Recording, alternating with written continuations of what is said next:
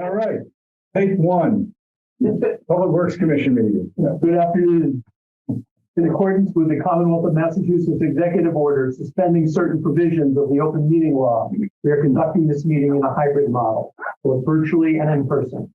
The Public Works Commission is conducting this meeting on December 14th, 2022 at 4 p.m. Eastern Time on the Zoom platform and in person in accordance with the town's policy directive and guidelines issued on April 1st, 2020 and amended May 7th, 2020.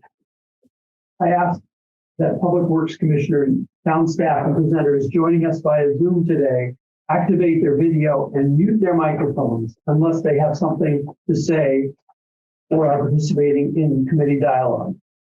For members of the public, when I open the meeting to public comment, in order to be recognized, please use the raise hand option in Zoom or use *9 by phone. If you are recognized, please state your name and address.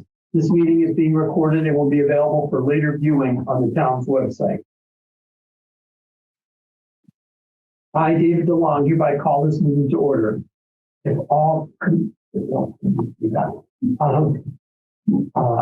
any commissioners are attending remotely, roll call. We will start with an attendance roll call of commissioners. When announce your name, please reply and state whether you are attending. Andrea Solomon. Aye. Ben Weber. Yeah. Dave DeLong is obviously there. Jeff Vassar and James Terry are absent, correct? That's correct. Our first item of business is to review and approval of the minutes from November 9th, 2022, Public Works Commission meeting. Are there any comments from the commissioners? No comment. Comments? I'd ask a vote for approval. All those in favor of approving the minutes from November 9th, 2022, please say aye. Aye. Thank you. The minutes are accepted. We're going to review the calendar. Alan, I believe that's yours. Sure. Good afternoon, everybody.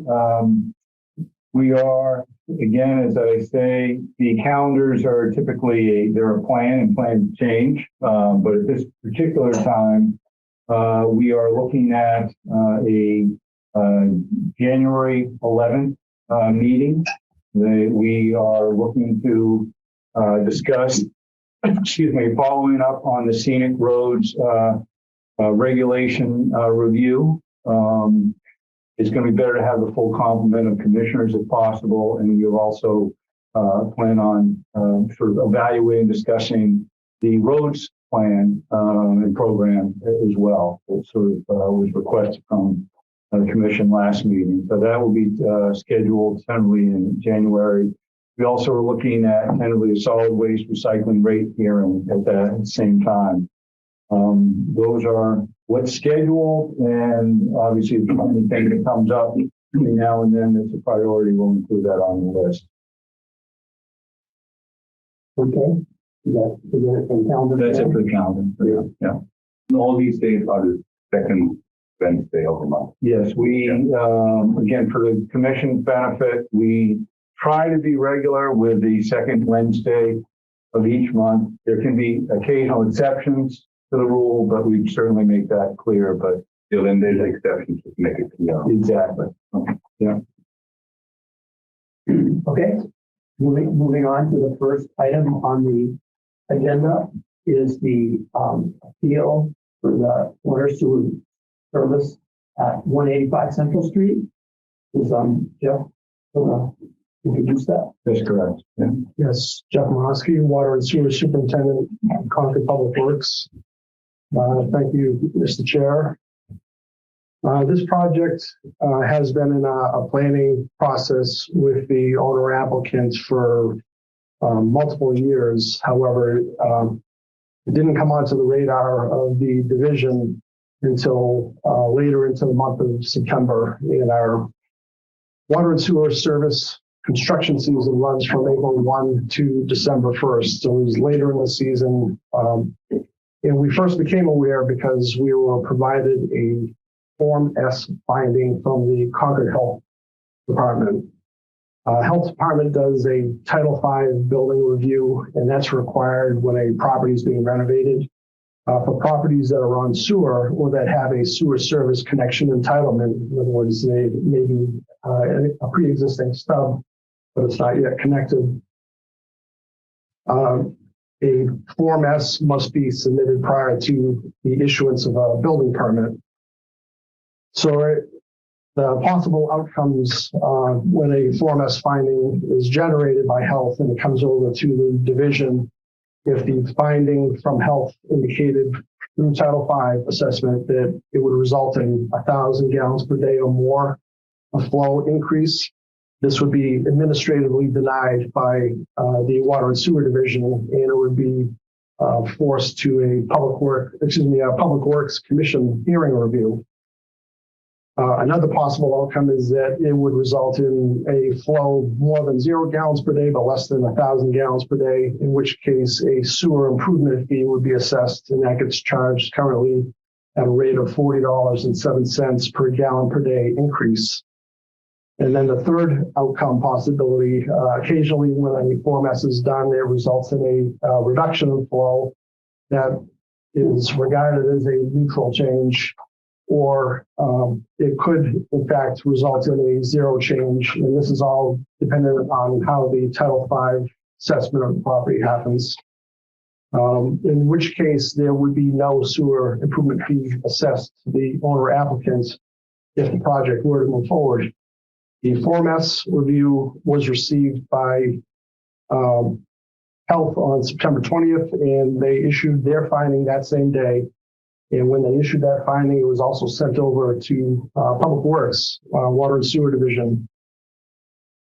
The project was noted on the Form S to be 4 actual bedrooms shown on the plan proposed, and an outbuilding for a studio office with bathroom. So, Health provided the review to Public Works, Water and Sewer Division on September 21st.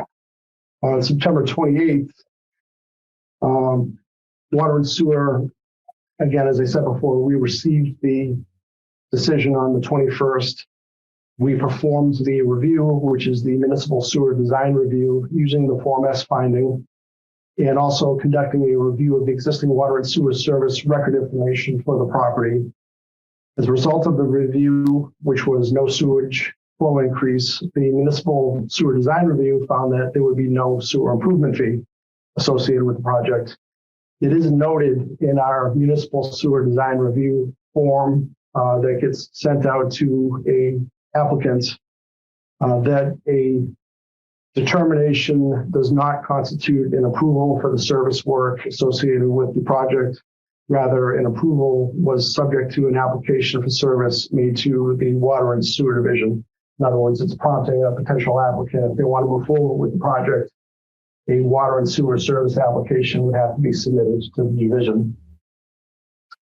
A written application for water and sewer service is required for connecting to the public water system, or for making our sewer system, or for making repairs, replacements, modifications of an existing sewer service, for new services not previously serviced, and for repairs, replacements, modifications, and so forth.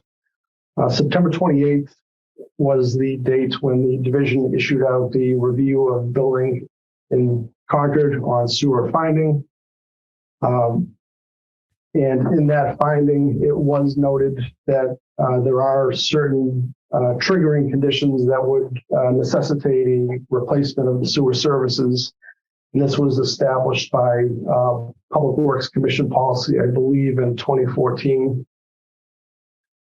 Reviewing the service records for the property, the sewer service to the property was found to be 91 years old, and the water service to the property, much younger than the sewer, renewed in the 70s or replaced in the 70s, was found by the records to be 43 years old.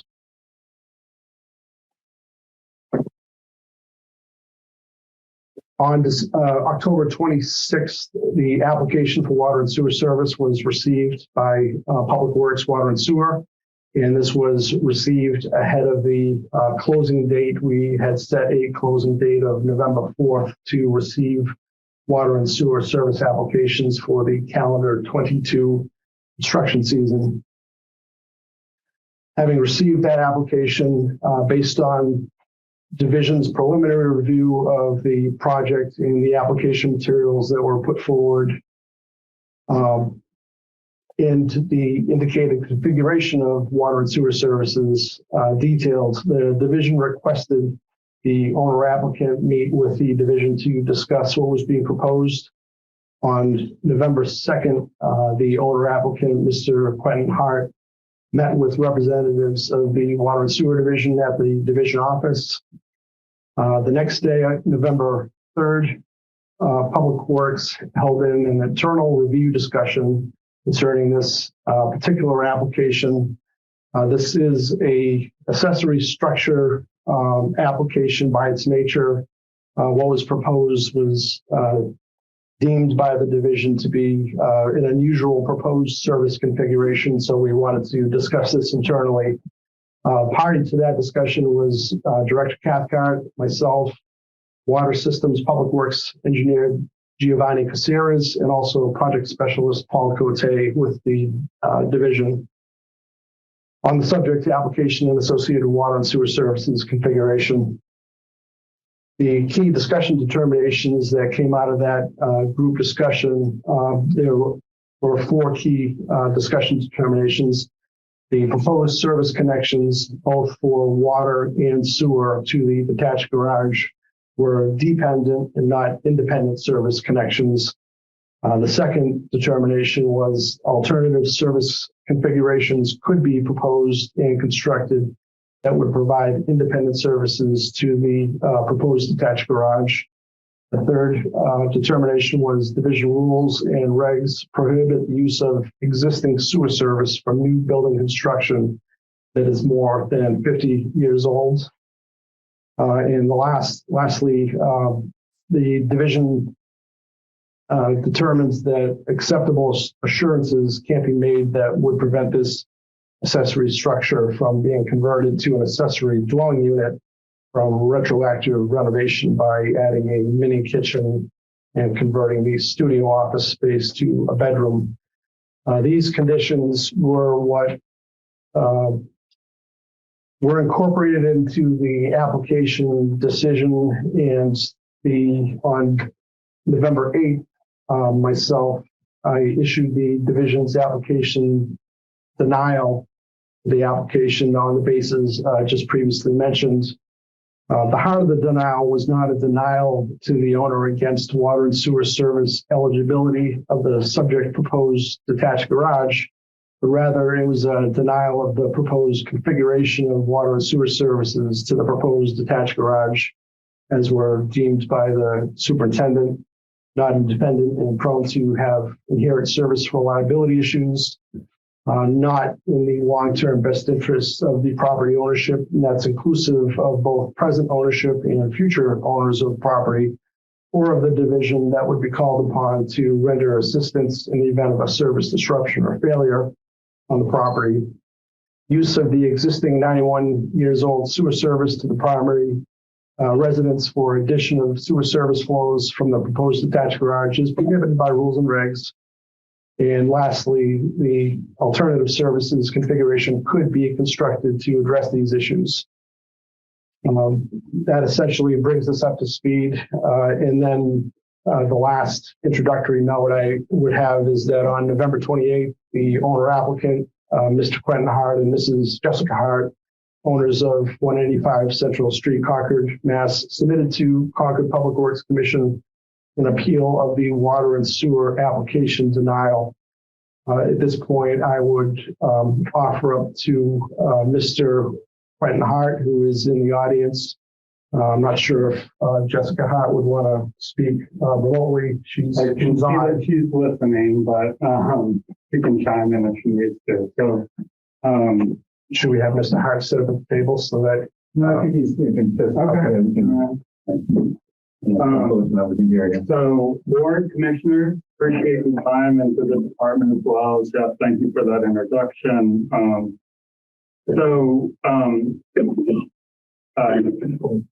I'm a long time connection to this town. It's been part of my entire life. And I say that only to convey to you that I care and am earnest in everything I say here. So we moved to this home in 2020. It was previously a double lot, as you would say, in the Thoreau neighborhood. It was subdivided by the seller to us, and the builder built on the parcel next door. And then we have a home that has no garage. And so when we moved into the home, we checked the bylaw, and a garage is allowed, as are ADUs, although we're not proposing an ADU on the site because remote work has changed and all those sort of things. So anyway, we've worked earnestly on the design, and I think that you were privy to our appeal and the exhibits. I have additional copies if anyone wants to see it. But what we came up with is an detached garage. One, because we can't do an attached garage or the way our lot is configured. Also because we believe attached garage is more design friendly and soften on the neighborhood. So we worked hard on this design. We filed our Form S. I'm aware, of the process in this town. The Form S came back as expected. What wasn't expected is the application for water and sewer service. We actually have not been shown yet a requirement to have that. We're not applying for water service. We're not applying for sewer service. We don't have a change in use. And so this is a little bit of an awkward appeal to be in, because we actually don't believe that we're required to make application in the first place. And then the other thing I just want to clarify is, so what we've proposed here is that we're on water and sewer. It is all. In our appeal, I offered a concession, which we will agree to rehab our sewer line, which has a cost, but I understand why the department and the division want to do it. And so we're happy to do that. But we have no increase in flow. Applications are required when you need service or if you have an increase in flow. There's no other requirement for an application written that I've been shown in the rules and regs. So what we have proposed is that the garage with our bathroom would have plumbing through our backyard, and it would lead into our basement. That is that's what falls under the state plumbing code. So that would be Code of Massachusetts Regulations, Chapter 248. So the department, the division, the engineering authority and jurisdiction, as I understand it, and I'm not going to challenge anyone in this room, but I'm just going to convey my understanding, is that engineering jurisdiction stops 10 feet outside your wall as it relates to public utilities. From one plumbing system in a garage to the plumbing system in a basement is plumbing code, and it would fall to the building department and the plumbing inspector. There's a whole sort of, code and so on and so forth that would do that. So I say this all to sort of convey to you that I feel in a funny position because I'm not sure exactly why I'm here. Now, that being said, I think what we have proposed is very reasonable, and furthermore, there's much reference to design standards and the rules and regulations of the department. It's allowed. There's nothing that prohibits this. It's explicitly allowed in the sewer regs that you are permitted to have an accessory structure tied to the primary residence. And the water regs have a provision that I requested and received graciously a copy of the memo you all received. There was a comment about water service in the water reg, but it's explicitly related to limiting the number of connections to a single building. So if you read it, it says only one connection except for fire may be allowed per building. So it's basically saying, you can have one. And so we're making an appeal on a decision that we believe that we're rightfully entitled to do. And it's really that simple. We think that with our agreement to rehab the sewer, we've addressed the primary concern here. We're not introducing hardship to the department from our perspective, and quite to the contrary, if we were to comply with an alternate configuration, it would add another meter to the department's billing system, to their maintenance, and it would certainly be an unsustainable solution. I mean, I would have to blaze twice the amount of pipe. dig up a bunch of landscaping that would not otherwise be touched, and introduce a bunch of foreign material to the ground, a bunch of plastic. And it's a little ironic in a town that prides itself on, the sustainability with the environment. I understand the department's interest and the division's interest in maintaining reliability and thinking about the future. I would say to that we are not introducing any new hardships. To be clear, we are not proposing an ADU, but that's sort of no consequence because a dwelling unit is allowed and under your sewer rules and regs under this to be connected to the primary residence. Allowed in the right. It's also commonplace. So if you go to any of the new multi-family apartments in town or otherwise, there are, to my knowledge, and I could be incorrect, there are not independent connections for every renter in Brookside Square of West Concord. So if an individual renter, just like an ADU, had a problem, my understanding is the division would have to cut off service to a large portion of the building or the complex, maybe some portion or otherwise, and have the actual owner of the property deal with that. And that, to me, is the same thing that would happen to me if this was ever an ADU. You got a problem, you cut it off and you go forth. And so that's really why I'm here before you, is because I believe that what we're doing is allowed, but even more importantly, I believe that it's reasonable and it's not adding hardship, and it's sort of aligned with the goals of the town and thinking about this. And not a fly-by-night operation. Like, we intend to comply with the building inspector and all things necessary to go through this and do this the right way. And we've gone to great pains to come up with a nice design that's gentle to the neighborhood. And so it's going to be done right. But I think it should be allowed to be done the way that we have it proposed. And I'm happy to go into much detail about any of these points and discuss them with members of the division of the department in front of you, or answer your questions and shine some light on it. So the question, what's the estimated value of the construction of the building? I think we have 150,000 on our building permit. We don't really know. It's a moving budget right now. No, I'm sure. Yeah, we know. Yeah. And then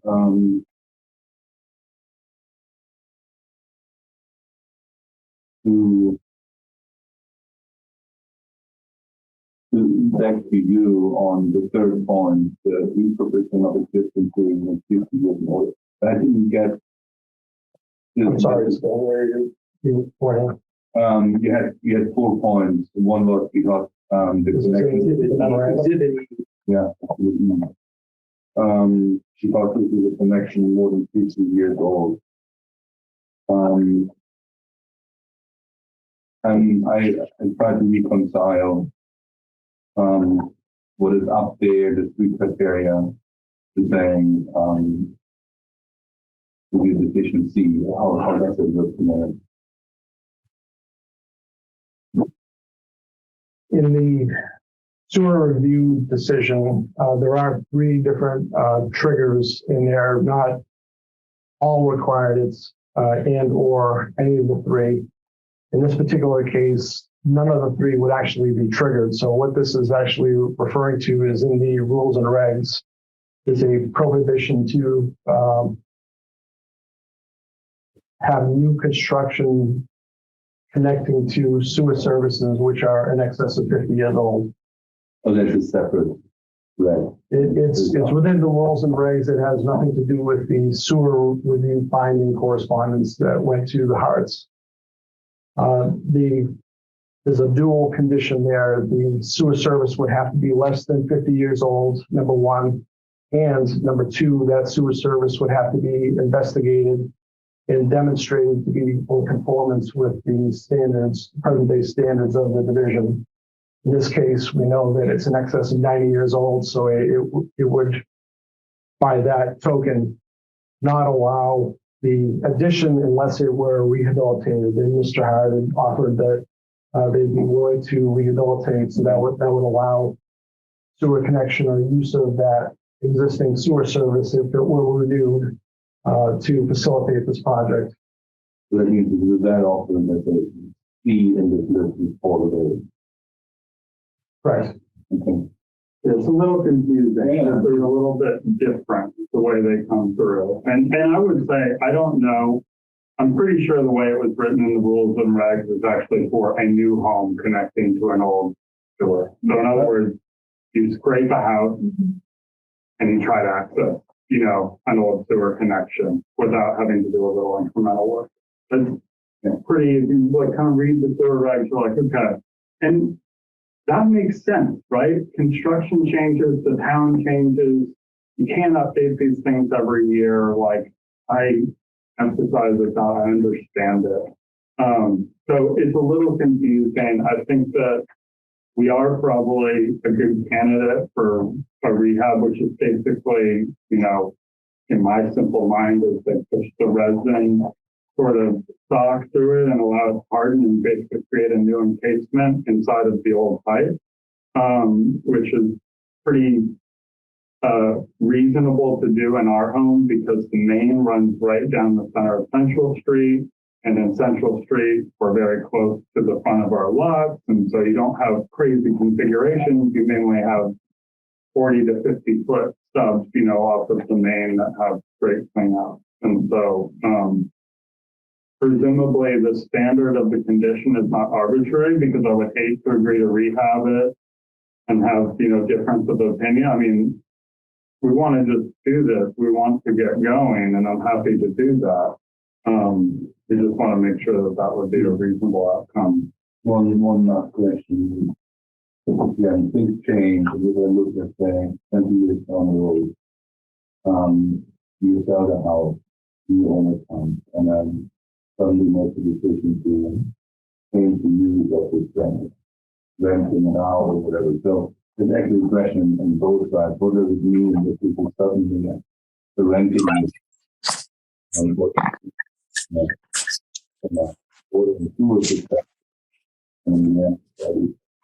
Well, my understanding is it says the dwelling units of accessory in your rules and regs are allowed. If they're behind the Are you planning to rent out? No.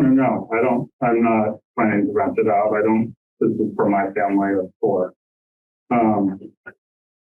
What other? So a couple things just to help clarify. The 50 years is driven because we recognize it's complex. There's no question about it.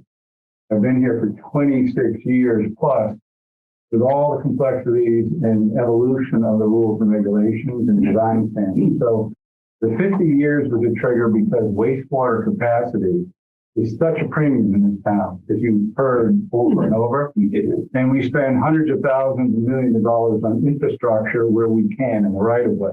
The industry, and we're plugged into the industry, is challenged with inferior infrastructure on private property. Our systems just don't know how to deal with it. We embedded with the rules and regulations that there needs to be accountability. And the Board and Public Works Commission has been involved with these discussions historically on what's reasonable as far as triggers to require improvement. And are we waiting for catastrophic failure where the system fails? Are we allowing for infiltration and inflow, which we are treating at a significant cost of the treatment plant and taking valuable capacity away from intended development? So the rules and regulations that, as Mr. Hart's recommended, have evolved, but our design standards, and it's very important, are there for reasons. And when we say standards, Concord is not like every community. And we are complex in many, many ways, including sustainability and efficiencies and that sort of thing. So the 50-year trigger is do not repurpose an old you replace everything in the house, but leave the buried infrastructure alone. That's what we found. No. Every 50 years or so, houses, and we're talking primarily residential, go through major rehab. And that's when there's money being spent. And we had inherited a lot of improvements for new homes, for relying on old infrastructure. And we were the cavalry showing up to go, we're sorry. We know it's a new home, but your first problem, first winter is you're calling water or sewer. So that sort of helped inform why we required this replacement. The ability as far as by right, and I want to be clear, there's certain zoning terminology, and it's easy to confuse zoning with plumbing code. They're not what guides water, sewer, utility design standards. Civil engineers do that. And so, referring to a plumbing code doesn't really help in this case. There was a change in 2004 because of the sewer extensions we were doing. There was a lot of debate on, can we serve needy areas of town, extend sewer, but the town wanted to help those systems that were failing for environmental benefit and very expensive replacements of septic systems, but we don't want to allow for unintended growth. So our regulations have this one connection per parcel concept. It's really kind of a planning tool, but it also allowed us to control the numbers of connection for a parcel. Imagine you have 4 acres and you have a house and a barn and all of a sudden they can then go through zoning change without talking to anybody, and you could have a mishmash of utilities that we're not, in control of. And we've seen that in Concord. Concord's an old community. And the regs do also have language that kind of supports that and works with that, saying that no existing service connection shall be altered without written permission. And that written permission is through the mechanism of the water and sewer service application process.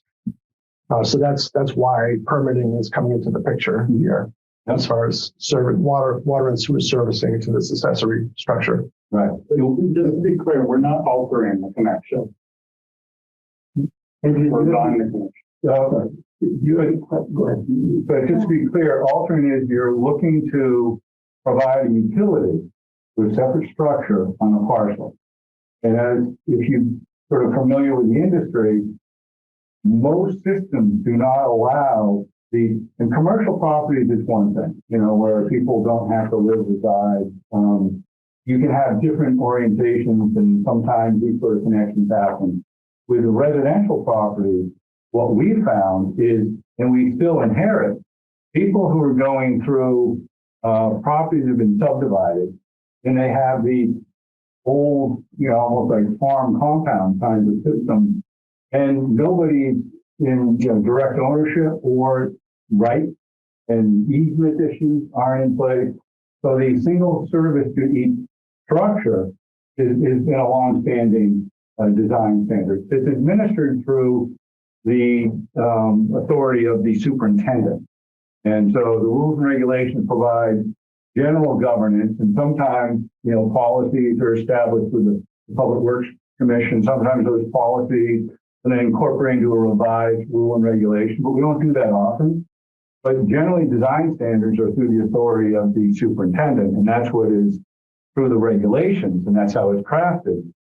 That's the authority. So where is that line drawn though? Because if you have like a pool house or an outdoor kitchen, you don't need to go for water sewer, right?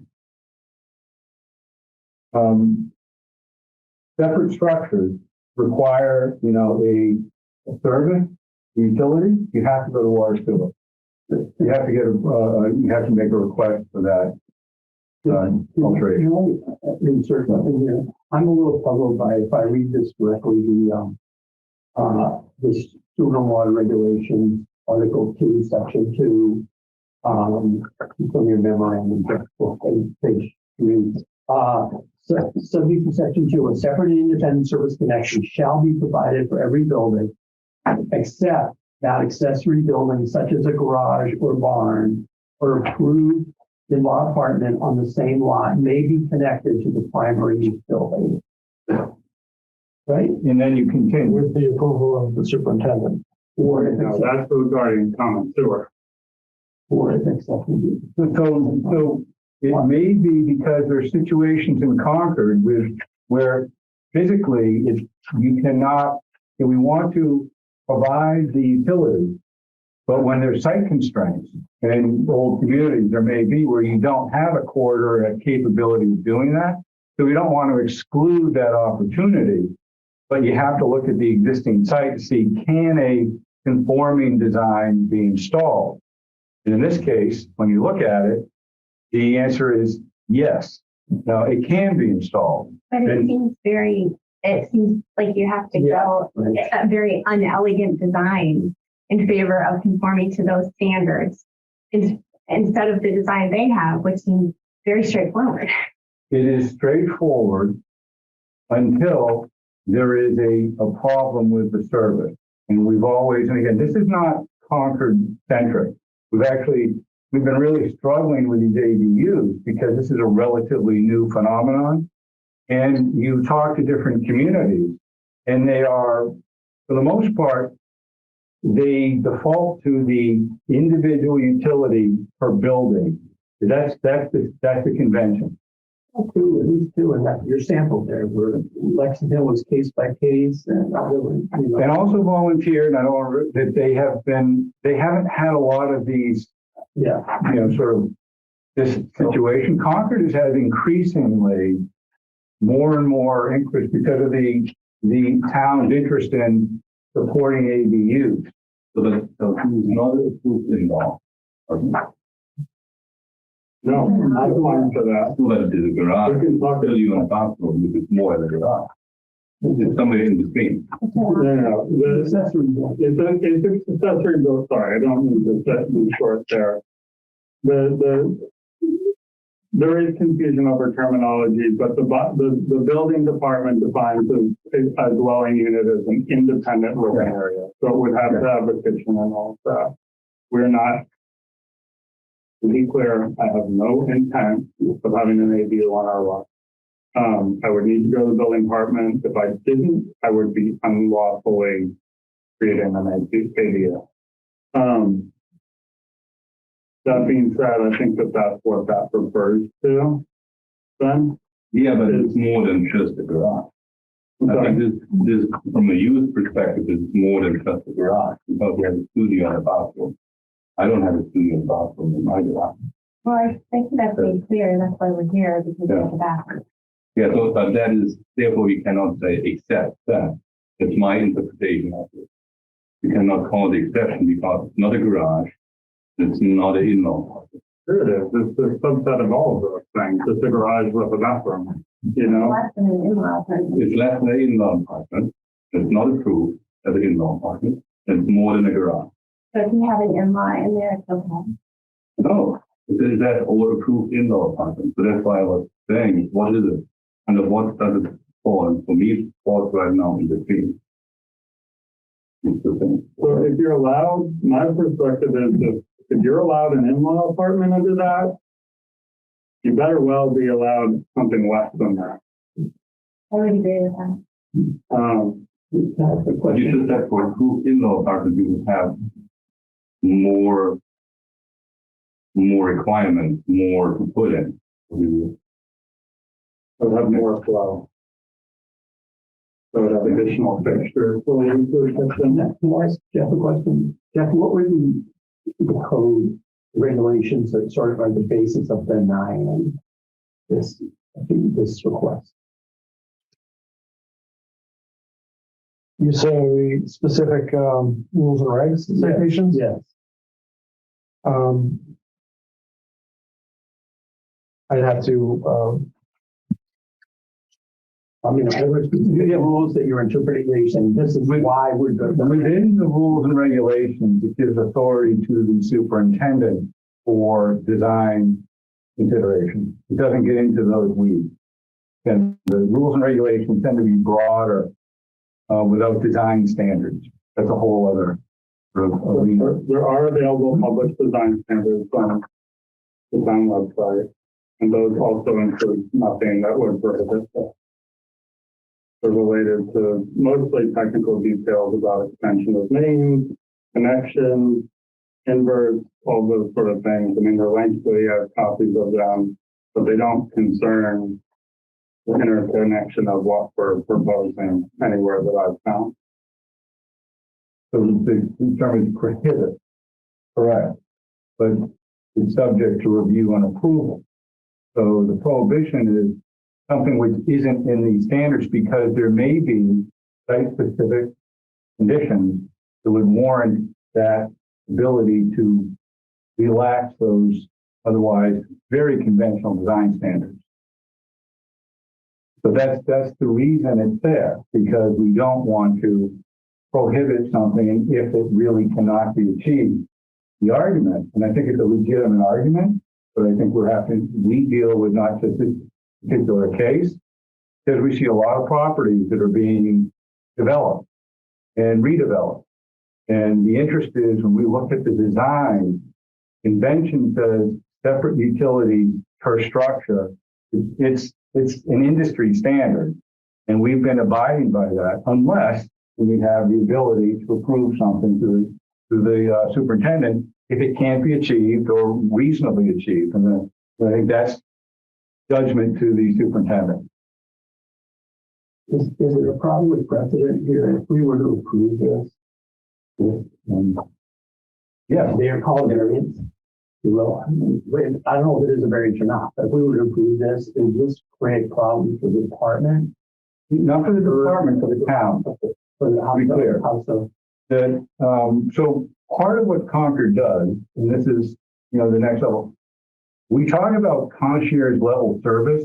Public Works really works hard to work with homeowners, commercial property owners, to support them when they need help. And so water sewer operations are 24/7. People typically call and will call us first, even if it's a plumbing issue. When there's a upset that doesn't involve a valve they can shut and see, they call water sewer. Water sewer will go and diagnose and try and help and assist more than most communities. Other people say it's inside private property, right? Our crew are instructed to go in, do what they can, access manhole, operate valves if they can, to help someone get through the emergency. And then if there's a repair, kind of guide them through that, what that would be. Yeah. Part of our challenge is that we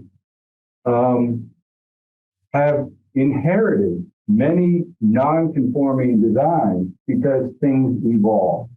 And we see it's not unusual for us to get an application from service from someone who is, well, where's the service? Well, we're served. But it actually comes from this building. And at one point, it might have been a compound.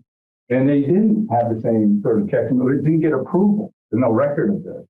So now we have to go through a lot of due diligence, try and help them saying, you need to get an easement now through this front property. It may not happen here, but I can't tell you this scenario, which is setting a precedent of separate buildings can, use, a combined water sewer through a primary use to a secondary use. That's not a design standard that's industry accepted. It can happen with an exception and under certain circumstances if the conventional design standard can't be met. And we've even gone so far, and I have an image I could show you, that we've done certain things that are based on Concord unique standards where we allow branching on private property. So all the work, all the utility work, all the response could be done by an operator. One of our operators should go shut off a valve, kind of like a curb stop. Might be on private property, but if someone is, and it's not you, but if somebody else is living in this space because the kid came home from college, it's got a bathroom, get your microwave, you want your own space. Well, the next thing you know, someone else is staying, and people in the primary property aren't around, or they go away for the winter or whatever. That service is no longer protected and controlled by the person who's getting the benefit or the need of that. And the argument as far as rentals versus owners, water and sewer, we don't have any agreements, all our agreements with our owners only. We don't have, light plan is a different sort of mechanism, but for water sewer, if there's any problem, it's always owner to town. We don't work with rental units. So what we're talking about there is the difference between shutting off the primary residence and both versus some independently. And then so it's not all that different. And then just to be clear, an accessory dwelling unit can also be attached, in which case this would never come up. The single connection would be serving both. And so that scenario, they're somehow alleviated from this requirement, just by virtue of it being a lot in which it can be attached to their house. So if this garage is attached, we wouldn't be there. But Did you come up with a reg that sort of, or the things that is up to 9? It's primarily the service, installation of water service and service connections respectively for water rules and regs and sewer rules and regs. Water rules and regs, it's Article 2, Section 4, paragraph 4.4. And for sewer rules and regs, it's Article 3, Section 2, paragraph 2B, specifically 1 under 2B. Is there wording here that clearly says that one could sort of interpret, you say, this is why we're denying this? Or is it just up to? Not within the rules and regulations. That's sort of more on the, case by case review of design standards. Right. Yeah. I'm just wondering if there isn't some misalignment, the gap between the code and what needs to be, if this is raising some issue that needs to be addressed. There is a legitimate issue right now that we are grappling with, but it's not so much we're having a discussion on a separate structure, which I also can tell you the history. There was a certain provision that was excluded from the revision in 2004 that predated. It was clearer about the separate structure. There was this one connection per parcel that became a problem in 2004 to prevent unintended development with new sewers.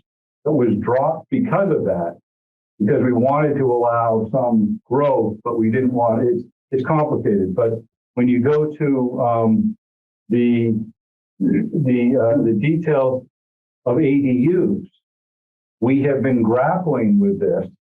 And we've talked about this in the past to the commission, where we want to be supportive of the town's interest to realize these, but we also need to be responsive to, it can't just be any design. So we're looking and we're doing a lot of research, find out in the industry, what are people doing?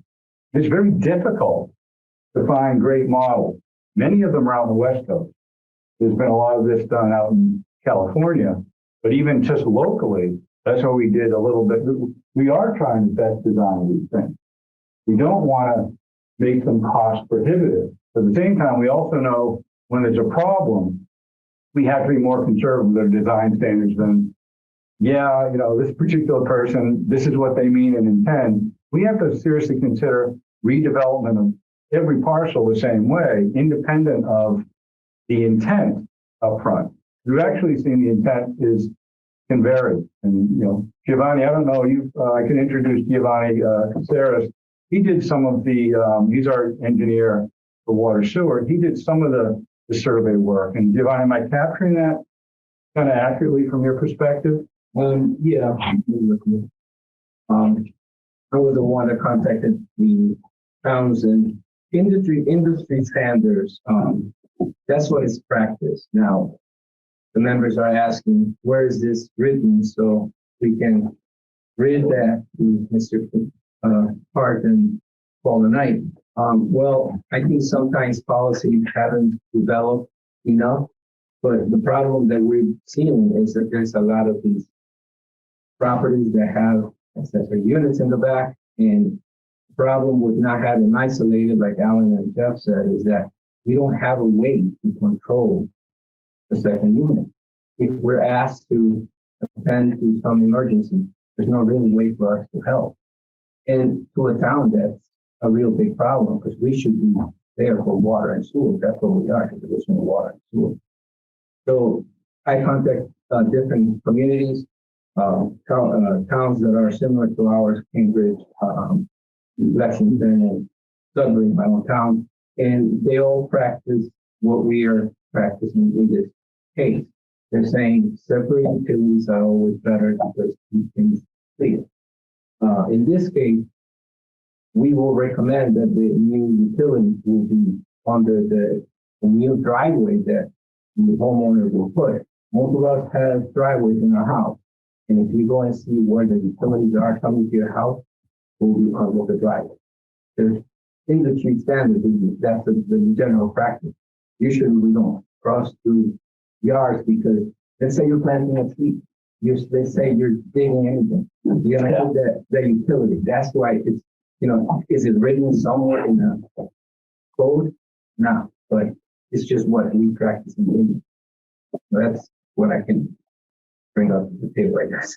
And we are working on templates, I want to say, just on these ADUs, so we can help people look at plates, say, here is your configuration. We have had ADUs that are connected where they've separated the utilities. We're moving in that direction, and we're trying to keep our eyes open for better mousetraps. We're not seeing them. And what I don't want to do is default to those systems that haven't thought about it. That's what concerns me. If we are thinking about it and we know the source of problem is operationally that we face, and that's what informs our design. And with the ADUs, there is a challenge of striking the right balance for what's the right configuration when a structure is attached, and is it the garage attached? Is it an addition? Is it the second floor? All these things we're ironing out. Those are areas that we're trying to figure out kind of industry-wide what makes sense. In this case, it's very clear to us what makes sense. And what we do that's a little bit different is we allow it seems less elegant, to Andrea's point, and you're right, but the alternative would be just to have straight line from that accessory structure all the way out into the right-of-way to the respective mains and water mains. That'd be a nice clean, but we're actually thinking, you can do a lot of that work on your private property, not incur the cost to go out into the right-of-way. It's pretty expensive to do that, not to tie into that sewer collector, the water main, but you can do it on your property. And we think it's an alternative. We're not saying you have to do it. The conventional way is to take a separate dedicated service from the main and the right-of-way to the structure. But we have actually proposed, and we think we've been creative, we're looking at a common manhole that we can have access to. This is a little unconventional. We'd allow it. It's an ejector system. We historically didn't allow those in Concord. So that's the other point, that to conform with this, we have to break a bunch of the other standards of the division. We have to give forced gravity grinder pump, which is not preferred because of grade change. We have to add another meter, which would certainly not be preferred. So single account, single meter ownership, 2 meters now. it wouldn't require 2 meters. So you're asking me to separate water at the street. No. That's what I've been asking. Yeah, we can show you an example of, but these are the discussions which, quite honestly, I know regrettably it was at the end of the construction season. I think staff did pretty well to sort of respond. It was late in your project, but we only got informed of this through September. So there's a lot of back and forth trying to meet the November 15th deadline. But just to be clear, yeah. Nothing requires I make application to the division for what I'm doing. It doesn't exist in the rules and regulations. It doesn't. I'm not asking for new service. I'm not increasing flow. Those are the two things that are set forth in the rules and regulations. Application to service.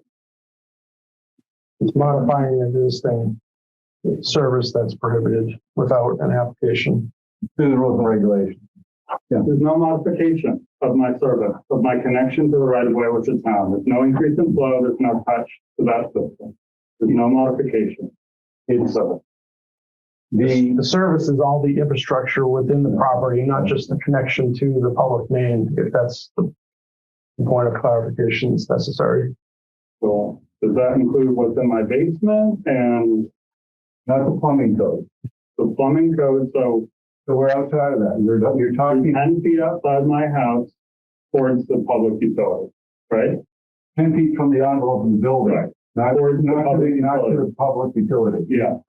Plumbing code, plumbing is. Yeah, so 40, that's, right? but the utility, we have utilities and there are compounds in town where it's not as tight a property, Mhm. but there's all sorts of infrastructure that's related to your service, which if it was sewer and there was a leak, the town would end up inheriting the problem because it would be leaking there, going into the collection system. We'd have no record of it, no ability to manage that. That's our control. That's the water sewer control, not plumbing code. And that's why it's separate. It's a separate utility. Then we have the ability to manage it. We have compounds where there is complex water sewer utilities that aren't We plumbing. bring up separate legal ownership, like condominium. No. Larger properties with, multiple structures on them, Right. which all require, service. But they're not plumbing. Plumbers don't install that. Up to the envelope of the building, the main service, right? Yeah, well, let me pull up the So a pipe building. from the pool to the basement, that's utility? If it's a water, who's installing it? Well, in my view, and my understanding of CMR 248 is a plumber. It'd be a drain layer because they're installing the trench. But it's They have not to have a water. permit, and we're the only entity that could give them that permit. But let me just share one, just an image here that might be helpful.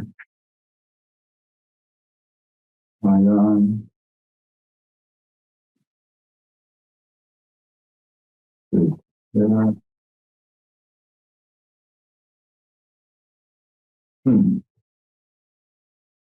That's why I only pulling that up.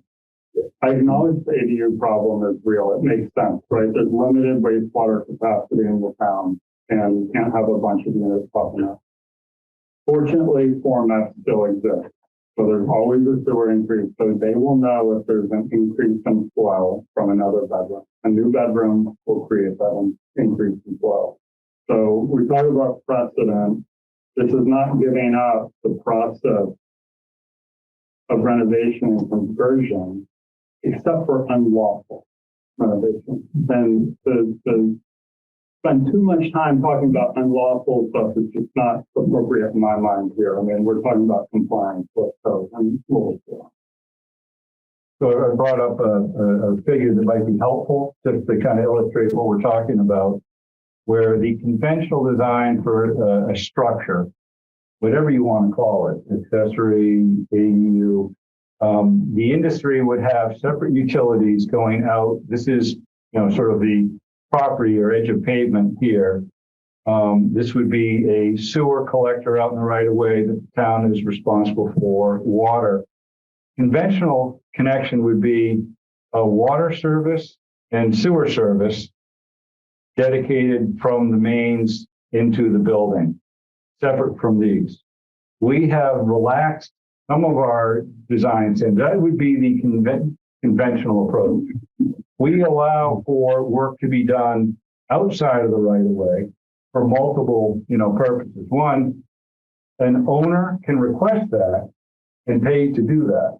So it's option one. What's of that? Can request what? The utility, the new service to this structure. Yeah. And they would go through a design which would say a water service, which is here might go from this main to this building, a straight line. Generally, that's what we do. Sewer, it would go out to the sewer line, and it would be separate utilities, separate structures. Just what we're talking about. Just what we're talking about. What we have allowed to accommodate is the following. And it sort of dealt a little bit with a one connection per parcel dilemma that we had to try and not allow unintended build out in sort of newly sewered areas. We allow the sewer to be tied in and connected. In this case, there's a pre-existing sewer line here. You can bring this in to a manhole This manhole would allow us to, if someone is not, living, if someone was in here and someone was not here, and they had a problem with a sewer issue, we could then support that. The water service, if you see, is allowed to tie into this dedicated, this is the water service going into the property, and these represent valves that would allow us to isolate this building if there was some plumbing emergency or problem. That's generally what we do. It's the valve isn't working, my kitchen is overflowing, I can't shut off the valve. So we would go and we generally isolate the one valve that we are responsible for, the curb stop. We'd shut it off. In this case, we allow for a meter pit, one owner, one account, with a buried valve here and a buried valve here that we can then isolate in the event of there was work or renovation that needed to be done in here, some sort of plumbing work. There could be plumbing work that needed to be isolated over here, and you don't have to affect the service to each. The buildings are independent. So that's the concept that we've come up with, which we think costs out, generally is less expensive and allows all the infrastructure is still private, but we can still provide support, and each structure can be served by the intent with a dedicated line, with the exception of if there's a problem here or here, this affects both units. But this is the area that we are responsible for and can do a repair. When there's work in here, we can't and aren't responsible for doing the emergency repair. This person may say, I'm not doing a repair. I got a problem. We'll just have to shut it off. Now we've shut off two dwellings. If this garage, though, was attached to the house, Yeah, and they wanted to put a bathroom in the garage, yeah. would we not be having this conversation? This is where we're still working out some of the details of that. And those are the ADU dilemma that's more industry-wide. I don't have a dilemma with the separate structures. I'm very clear that we're practicing very conventional standard approaches. The ADUs are where it's difficult to get interpretation. Some systems, it's private property, we don't care. We don't operate that way, but we do care that it's value added. We do want to make it cost effective. We also want to make sure it's reliable. We also want to make sure any upsets do not result in an impact to the town. It's really on the sewer side if there's a leak or something. So it is complicated, which is why it's not all embedded within the rules and regulations. Understood. And you need to have water and sewer there. You need to have a bathroom there. Yeah. And building, spend a lot of money on a garage. I'd like to do it the way that I, plan. But so all these considerations and spending more time on the rules and regs and design criteria and codifying it, I think is a worthwhile endeavor. The clarity would be helpful. There are a lot of nuances to it. So, what we're doing is, by my understanding, allowed by everything written today, is reasonable. The sort of a fun fact for you, the equivalent extra length of all that pipe is about 7,000 plastic bottles buried in the ground, and the equivalent of a town that is famous for banning them. I understand that there's a reliability issue here, but we practice it on other sides. If it's attached, it gets a free pass. If it's a commercial multifamily, it gets a free pass. We don't have individual meters with every 70 apartments and Brookside Square is my understanding. I don't know, but I won't live there. But so it is complicated, but I think that what I proposed is aligned with the rules and regs and design standards that we have written and codified here. I do not think it's introducing material new hardship to the town, whether now or in the future. And I also think you're alleviated from setting precedent. Not that I think I should be the one sacrificed for setting precedent, But I do think that you have the ability to enforce and retain this ADU concern of our wastewater capacity going forward, because the legal path will require permits, it will require sewer review again. And I'm living with that. I'm spending a lot of money on a structure that is not an ADU. And I know very well that I may have to go back if a future owner wants to convert it. And the answer may be, sorry, we don't have the capacity for you. Or, sorry, you need to have independent service for this. And that's going to be the hill that they got to take at that time. Before we take a vote, do you have any questions? I think I would just agree that like certainly there are gaps here, and to pile on all your worries about ADUs and accessory structures on larger properties into this project isn't really fair to the homeowner. And I've seen that done several times over the 20 years I've lived here. So in terms of this project, this seems like the best case scenario. My biggest worry would be to the rehabilitation of that older structure, that they're willing to do that. So as long as they're willing to do that, I think it's a very reasonable effort. Yeah. I'm concerned about by the time here and we are just setting up these active standards for any application going forward. Can you speak to that? I think you would be. How so? A separate structure. I don't know how we contain this to not open it up to a environment which we're about to embark. We've been dealing with this. This is interesting. It's a good conversation, but we've been dealing with this independently for years. Mm-hmm. And there are many people who have worked within the design standards without challenging it. So that's why we're fairly, as people who are in the industry following this, I think there's a precedent that is bigger. It's not, and I often have to tell people, it's not this project specifically, it's the impact it has town-wide. And I'm having a real hard time figuring out how this is different, because in this case, I have not seen an argument that we can't proceed with our project following the design standards of the superintendent. I'm hearing it's inconvenient and expensive. Those are reasonable arguments and unsustainable. And furthermore, it's not sustainable. You use that word unsustainable. So I have to do an extra 80 feet of plastic in the ground. I have to run diesel equipment for an extra week. I have to rip up landscaping. I have to threaten the life of a 50-year-old maple tree in the middle that are over the side. It's just unnecessary. Unsustainable. Well, it's not a sustainable, sorry, I meant ecologically sustainable.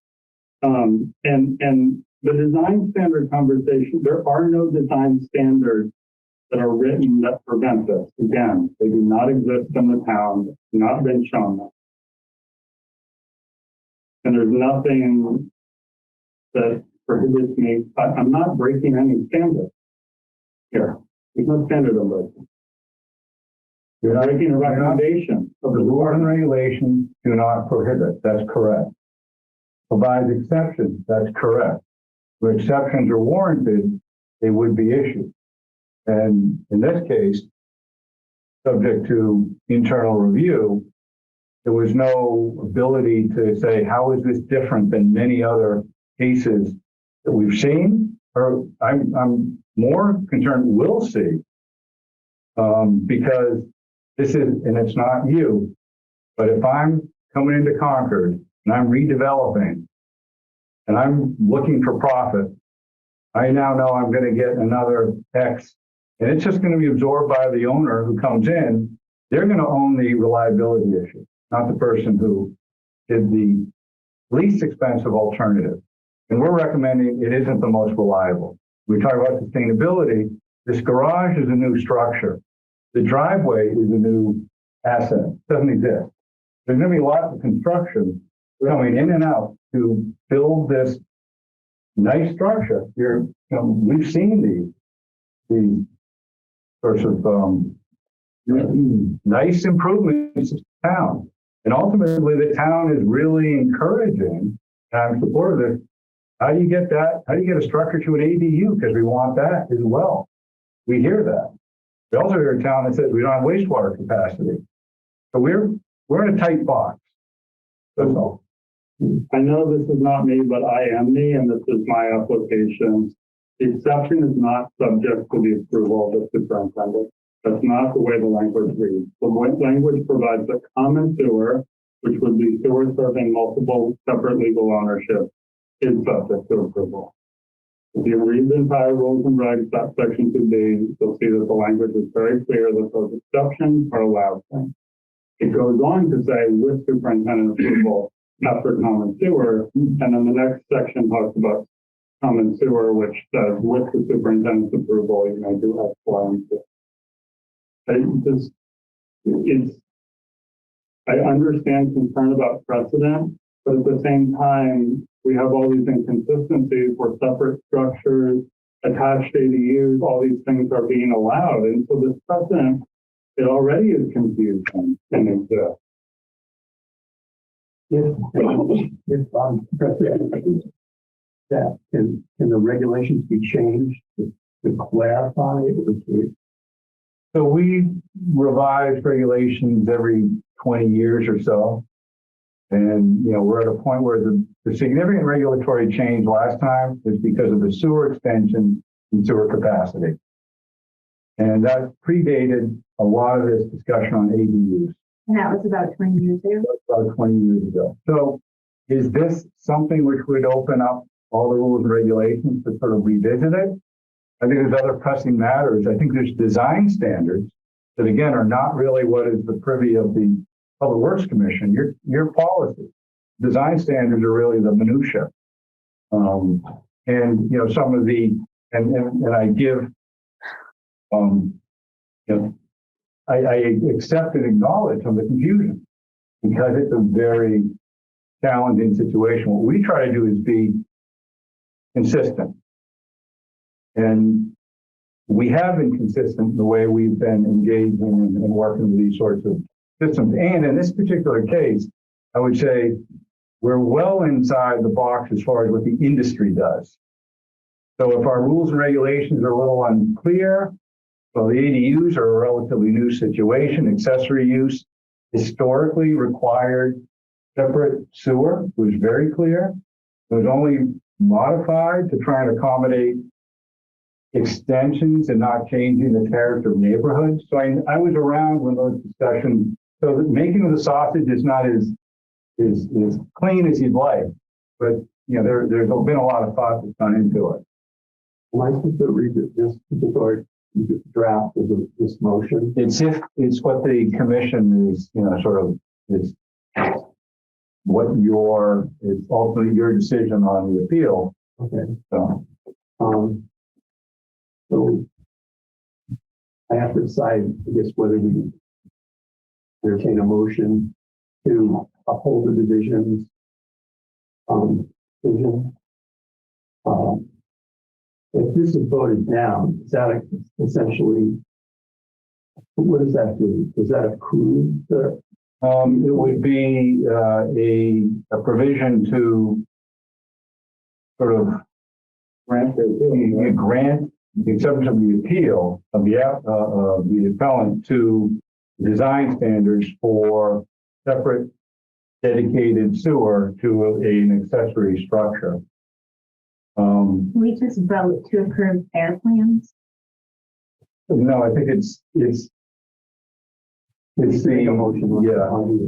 Yeah. On their appeal. So it applies just to this. How to frame it, I don't. It's been The motion here is to uphold, you deny. The denial, right? Well, And if that is voted, if we uphold the denial, I get that. But if we vote down the denial, then what? yeah, What's the legal or what's the situation he is in or you are in?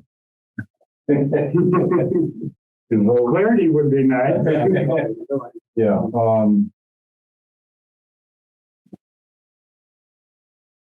you would,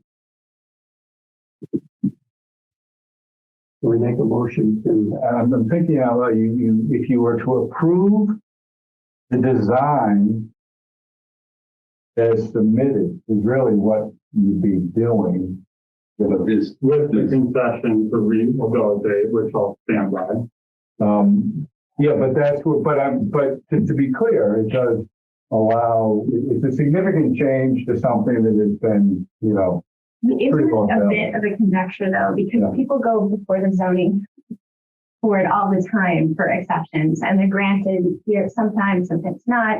There's not a real consistency in a lot of decisions that are made like that. yeah. So I get that you want to be consistent, but I can't say that it's been consistent in the past. So I think if there was ever an exception to these rules, this seems to be a really good example of a good exception. But the exception to the If standard. you go to if you go there are too many kind of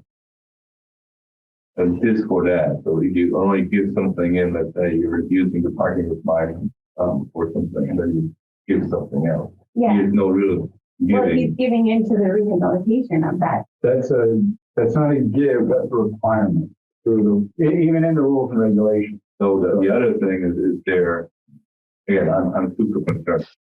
For example, the other hand, I feel but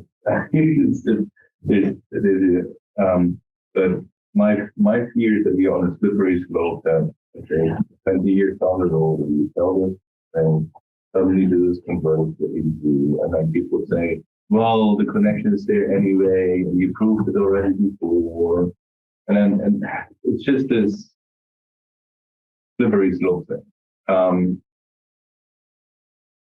Is there anything we can put restrictions on this? It just never can be averted into ADU? Usually it's a hardship issue, That's it's okay, but that's what an ADU, that's a plot, you know? Again, if someone else, you could tell us someone comes back to that converted to ADU. And the connection is there to the entire house. No.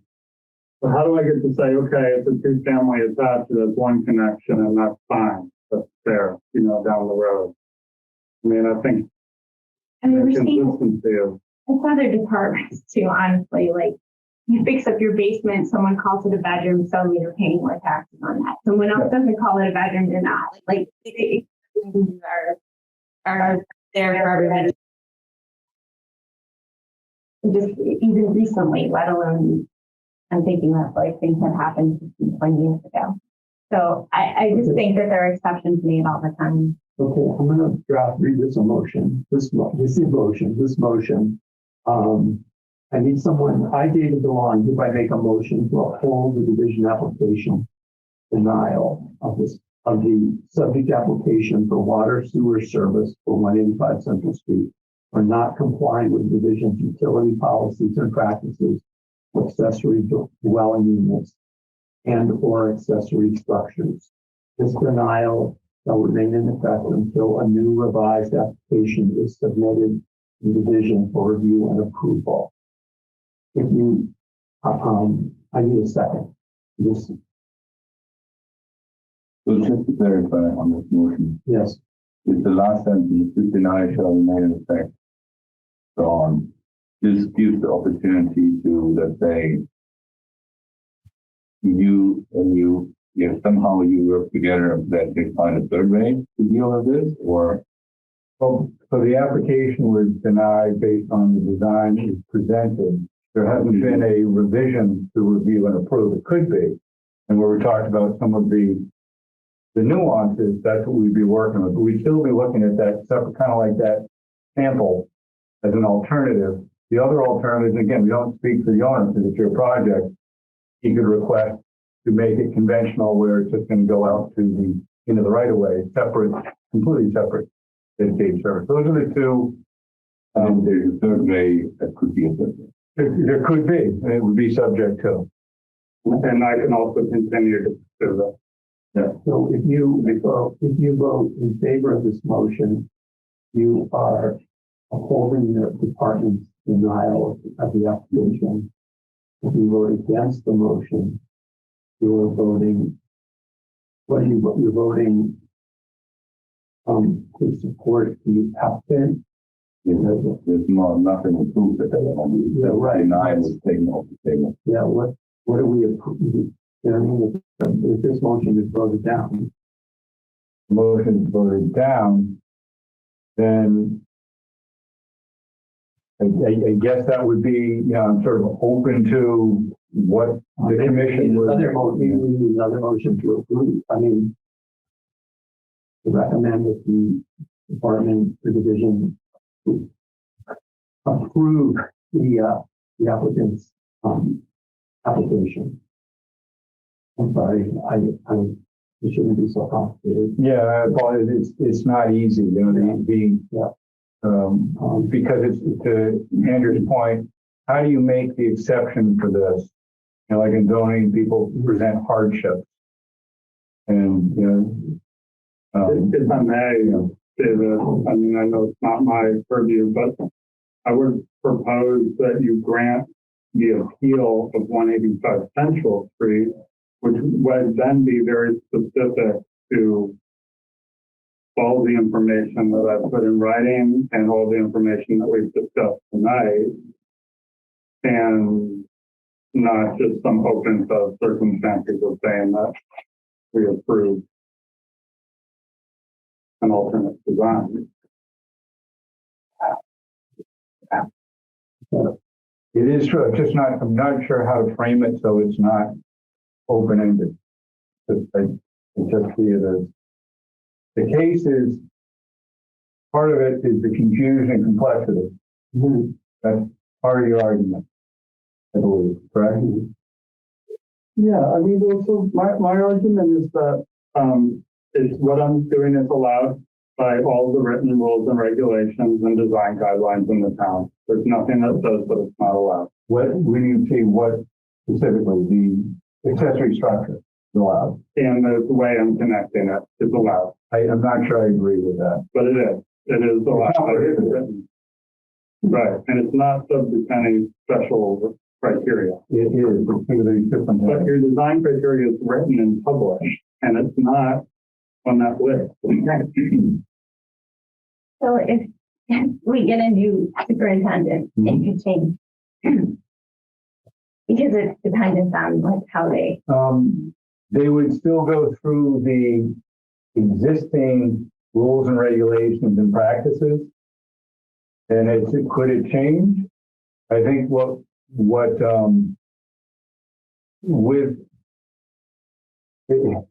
it's like the one connection for partial change for specific town interests. So things can change and are dynamic for that reason, by design, not to be rigid.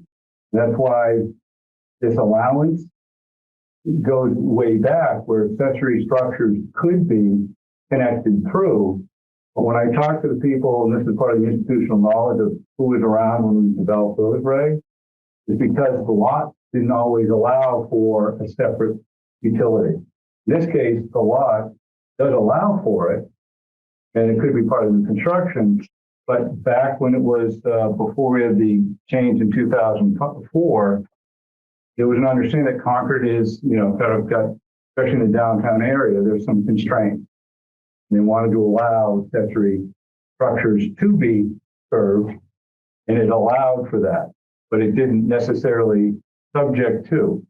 It said they were unable to provide it up a alley, driveway. I mean, those are some of the language that was predated. Okay, we have to come to a conclusion here. We can, I'm not wild about the emotion that was in the agenda. We could, I suppose, vote on the motion to support the appeal of the 185 Central Street applicant. Or, I hate to say it, but we could say we could table this topic for a month. But I don't want to do that. Pardon? I just don't think that's right. Is it acceptable for me to propose a motion to support the appeal of the applicant at 185 Central Street? That would be the motion to appeal the denial of the application. I'm sorry, you're saying use this as a rule? No, different wording. Just looking at the Oh, As a request language, okay. there is an owner of 185 Yes. premises appealing the denial. So the motion would be to appeal the denial, No, we need to approve the denial. No, to appeal the denial. no, he's appealing, the applicant's appealing. No, approve it. I propose a motion to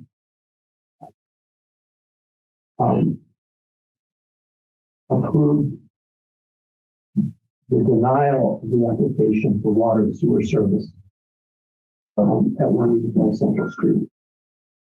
Is that no? Trying to think through. The action was taken by the superintendent. Yeah, there's nothing funny about it. It's important.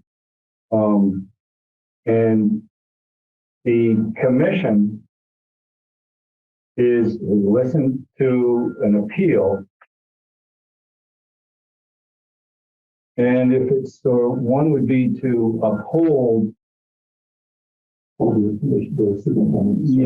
so now it would be, what's the inverse of uphold? To reject denial of, and then, subject to something, if we could figure out, but it's, again, I don't know what I'm suggesting is I'm not hearing a framework that it seems open-ended. That's the challenge. I don't know how to contain it beyond what the original intent was.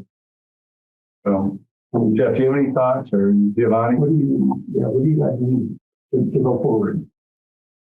Well, the owner is asking for a less than the standard, so it's a deviation from the standard. What I would be comfortable with is to grant the appeal. You approve the appeal But then what on what basis? for 185 Central Street. Yeah, but what is then, you still don't have a permit in your hand. Well, it will be a decision that has been made, and the building department will, either you can instruct the division to issue an approval of our application, subject to the agreement to rehabilitate. Or I can notify the building department that, we have what we need based on the commission's decision, if that is voted a decision. One other thought, and just to put out there, Andrew, you talked about what's fair. We're outside of the construction season. And it's not based on anything the division is. It's very late in the season that this application came in. We moved quickly to try and figure out if there's a way to accommodate and get it done before the end of construction season. We're outside the time where the work could be done. So Our work, that's not true, right? The work applies to only right-of-way connections from the no, this December 1st is the end of when work can be done on private property. And why was the application, why did the homeowner know that they had to have that application? It's Because they submitted it like months and months and months ago, right? no, it's September. To the health department. In September. They had submitted to the health What was department. the schedule? In September, we did our format. In October, we did our application. And so the November 4th was the cutoff. So we met the cutoff. We will not be opening any right-of-way. So the real concerns of why the construction season exists are all alleviated. We're not exposing. No. So December 1st, you can't do water sewer work on private property without approval. And the reason is, because there's layers to this. Yep. Concord would come to Concord to do the off-season construction work because you can't do it anywhere else.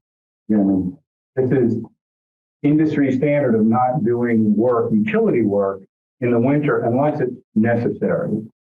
So again, it rubs into the weeds of how we operate and why it's generally not public works, where on the policy. What I'm calling attention to it is that I believe that we should be allowed to proceed. I believe that should be an exception to that, and we shouldn't be pushing There'll be that. another appeal. all our licensed drain layers know that work can't be done on private property after December 1st. It's part of the orientation briefing we provide every drain layer that applies to become a drain layer with the town of Concord and becomes licensed with us. So part of my appeal was that I asked for work to, it's already part of the appeal that we asked for work to be able to be allowed to commence immediately. So I think that would be covered by granting the appeal. Oh, okay. There is a provision that the superintendent can allow it outside of it. We're not uncovering the public utilities and exposing them to frost conditions, which is one of the concerns of why that schedule exists. It also exists for all the reasons Alan said. So in our case of our design, it would be dry essentially when it's exposed. I'd already like to be underway right now, and I feel I should be, and so it would be awfully nice to not table, you know. But where is that? I'm sure.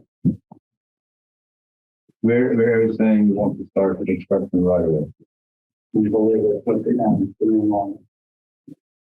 It's just in a certain way, like you have to understand what in the end what you potentially agree to, and what else is in there here. It's in the second to last. Well, it's, you know,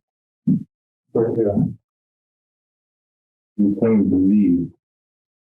to be further presented and request the Public Works Commission overturn the division's decision immediately to allow our project to continue to apply. It doesn't say that you do construction immediately.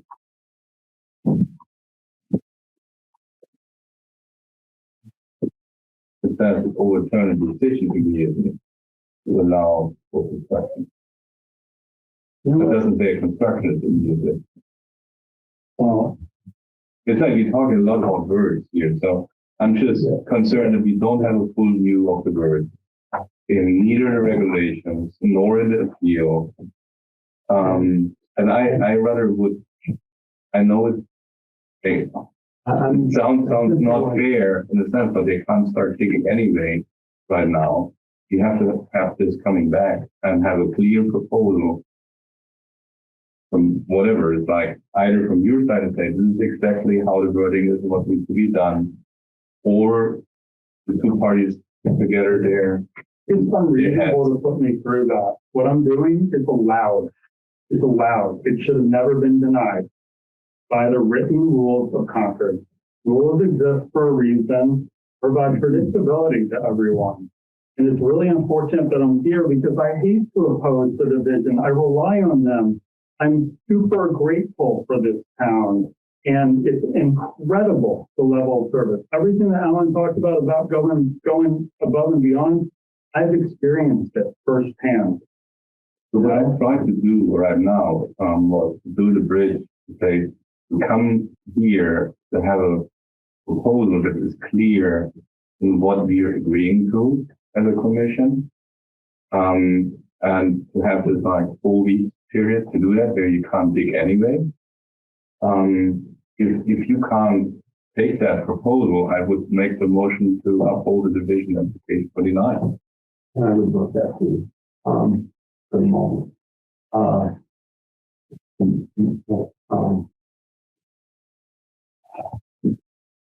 don't know, I want to find a way for us to move on, but at the same time,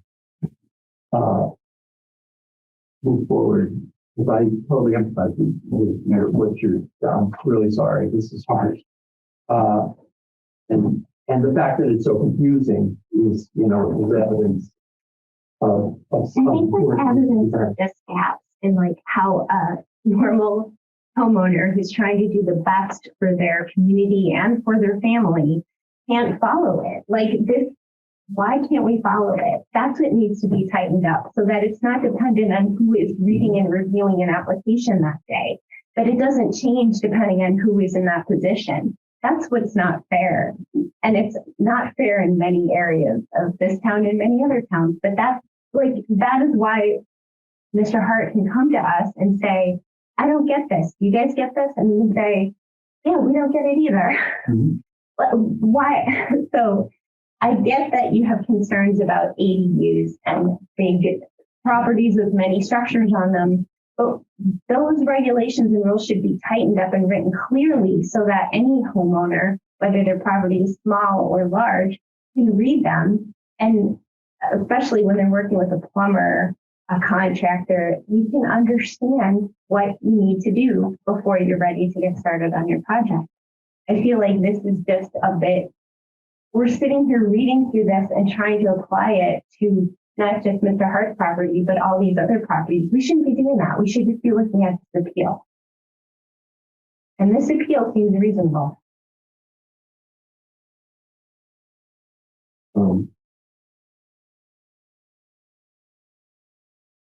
I don't know whether it's incumbent upon me to come up with a motion here to move forward.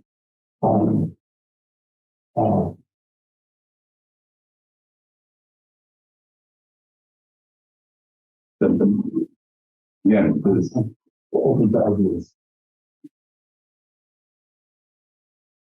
we have two options. One is to postpone and give the party just another 4 weeks to figure out if, say, what exactly is it. Either you're, let's say, you find a middle ground and it's done, or you're saying exactly this is the exact thing. What do you want to implement, and this is what you're doing a approval for. Or, and it's still the same here, or we can have the motion to uphold it for now, because it's kind of this denial shall remain in effect until a new revised application is submitted to the division for review and approval. So there is still a way to approve either directly by the division, or then if it's necessary to come back to the commission here and a clear alternative. Can you frame that as a motion? Well, The problem is if I do that, I'm not going to submit a revised plan. I'm going to escalate it. Because I'm entitled to it. Right? And so that's not the solution I'm asking for here. I'm asking for you to grant the appeal, I guess, or continue. It would be nice if you would make a decision today, but if you're denying it, in my mind, I'm then moving on to the next step here. Let me suggest the following. If it's denied according to, there is the opportunity for us to sidebar, understand what, there might be language that could work, that you could resubmit. It could be denied, but we could have time to figure, is there better language? Or we're not going to resolve all of the uncertainties, and I hear you, Andrew, and I completely understand. But the other issue is, it's fine. You are entitled to also challenge it even legally. That's okay. What we want to do is make sure we're managing the town's infrastructure and approach fairly consistently. And we can't control that, but we're recommending conventional design. That's what we're recommending. The nuances of our rules and regulations and standards and everything else could be legally challenged. That's okay too. But I will say, we're not unusual with our application of what we're doing. So that's important. I think you're getting challenged though for the first time. And I think that, you know, when you talk about standards, these are arbitrary standards apparently, because they're not written for my benefit to see. Everything that's written for my benefit to see, I'm in compliance for. And even your memo with your 5 towns, I mean, you can construct a list of 5 that do allow it. It's not comprehensive. You know, Wayland allows it. That's a town like Concord nearby. You know, and so it's not, it is and it isn't unique, right? So I make the motion to postpone the decision on this appeal, and in the meantime, would like to request Public Works to provide the legal language of the regulations that are cited in the decision. And that's Public Works would provide what? The wording of the regulations that are cited in their decision.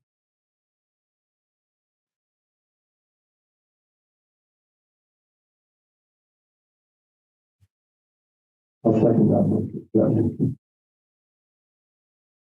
Do we have that? Do we have that? Without giving enough detail. So yeah, it's captured, Motion is to postpone a decision. And ask public works to pursue the legal language of the regulation cited in the report. maybe a legal interpretation of the language. We say legal language, like, let's keep this really clear. Yeah, right, No individual interpretation of it. right, right. All those, is there any discussion for this motion? Those in favor of the motion to postpone decision and ask public works to provide legal language of the regulation cited in the decision. Aye. Say aye. Aye. Aye. The motion passes unanimously. No, I said rename. I should say name. Yeah. I think it was. Sorry. All right. The motion passes 2-1.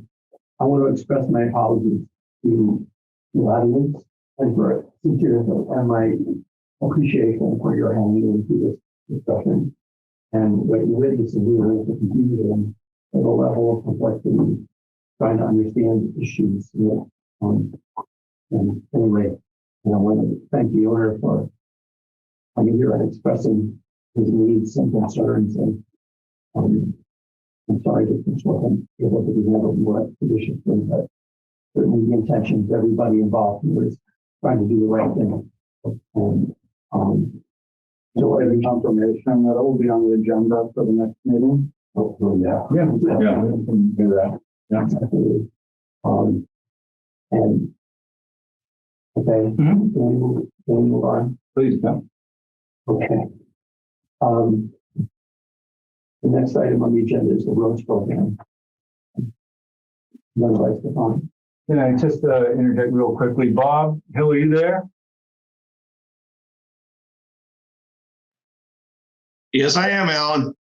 Can you bring up the road program as we kind of introduce this? I'm unable to bring up the PDF.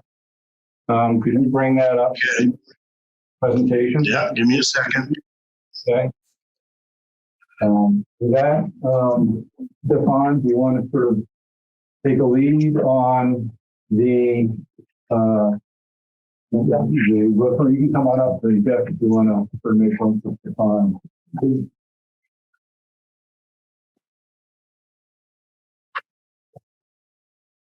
Now, so like I say, along, with Stefan, we have, a consultant. Yes, good afternoon. Happy to be in person. I've only done those. So I'm Stefan Sherderville, public works engineer. I'm at the road program. With me today is Justin Richardson. He's the assistant town engineer. And we also have Bill Scapati, who is a consultant who's working with us, who is reviewing the road program management. Yeah. Today, briefly, I'm going to go over 6 topics. I'm going to do a quick recap on what is pavement management, then go through an update of the 2022 road program and the preservation techniques that we did a trial on this year. Then Bill is going to take over and explain the review that he did on our data and our strategy. And quickly after that, I'm going to go over the draft of the 2023 roads program and our funding. Next slide. Okay, Bob, next slide. So Next Bob slide. is running this, yeah. Thank you. So as you all remember, asphalt pavement have a pavement condition index. That's how you rate it. I have a life expectancy of about 20 years or so, and it goes from 100 to 0. And on that curve, there's different treatment bands, which you see on Bob, next slide, please. what you see on the graph. Yeah, thank you. And our strategy is an efficient pavement management strategy is to do treatments at every treatment band. So that's to preserve your pavement, prevent it from falling to a base rehabilitation, which is very expensive. This is what this graph is showing you basically. Back in 2018, we had a PCI of 78. And 3 years later, we had a PCI of 66. That's the data that we have currently. Quickly, after that, I'm going to review the 2022 roads program with our different phases. So there was 3 phases in the road program. And we had different phases because we did the preservation techniques And those techniques are done by very few contractors. So we had to split up the contract to accommodate for that. So we had phase one, which had asphalt rubber, chip seal. Phase two that had microsurfacing and fog seal. And phase three had basic traditional reconstruction method, mill and overlay, and full depth reconstruction. To go back to phase one, chip seal, that was done on 4 locations, on Nurse Neck Hill, College Road, Farmers Cliff, and Hildreth Lane. All of that was completed successfully on our end. We did have several residents on different of these neighborhoods complain about the appearance or the texture of the new treatment, which was expected. We had that told to us by different communities we used that in the past. The first few years, first beginning years of using those treatments, people are not used to the texture of it, so they feel like they're getting a lesser product. But the main goal of asphalt preservation is to prevent the pavement from degrading to a point where you have to spend more money to fix it. Phase two, we did microsurface, and in this operation, we did microsurface and fog sealing on Prairie Street, Pleasant Street, and Hildreth Lane. Sorry, I'm noticing I'm missing a Wright Road. That was also done microsurfacing. Microsurfacing is also a preservation technique.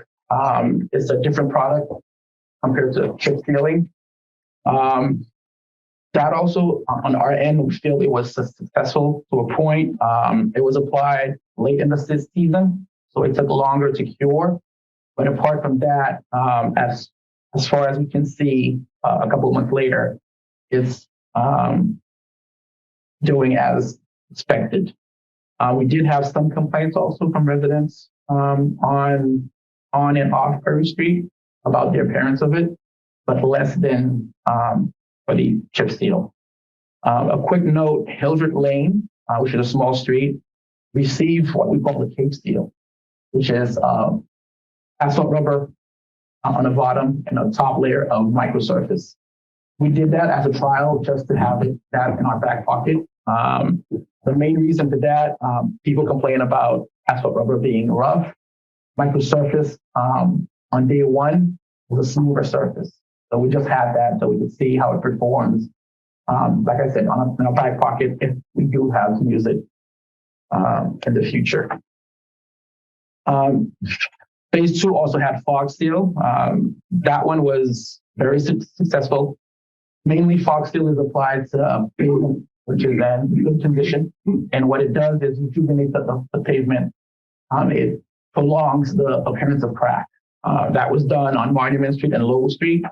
That is not completely completed. On Monument Street, there's a section of about 3,000 feet on one lane that wasn't completed due to the time of the year it was done and the heavy canopy. So it wasn't getting enough sun. So that got pushed the spring of next year or maybe the summer. I'm not sure yet. I don't have a date. Phase three, our traditional reconstruction method, mill and overlay, was awarded to Newport Construction. All the mill and overlay location, Alden Road, Raymond Road, Ensign Road, Pheasant Lane, Stacy Circle are substantially completed. The remainder of the work left is some lumen seed and some striping to be done. Due to when we do our program, we communicate with all the utilities and all the location that I'm about to cite. These were postponed because National Grid had anticipated to do some gas main extension. So we plan on doing those streets in the next construction season, which is Bradford Street, Village Road, Oak Road, Davis Court, Winthrop, Old Road to 9 Acres, Florio, and Pine Street. Then for the full depth reconstruction, which was done on Autumn Lane, Old Mill, these two also are substantially completed. And we also had Commonwealth Avenue in between the rail tracks and Lawsbrook. Due to material shortage, that got postponed also to 2023. And with that, that's a quick recap of the 2022 road program. Now I'm going to pass it to Bill, who's a consultant from Stanford, who's going to talk about the review he did on our data and his findings.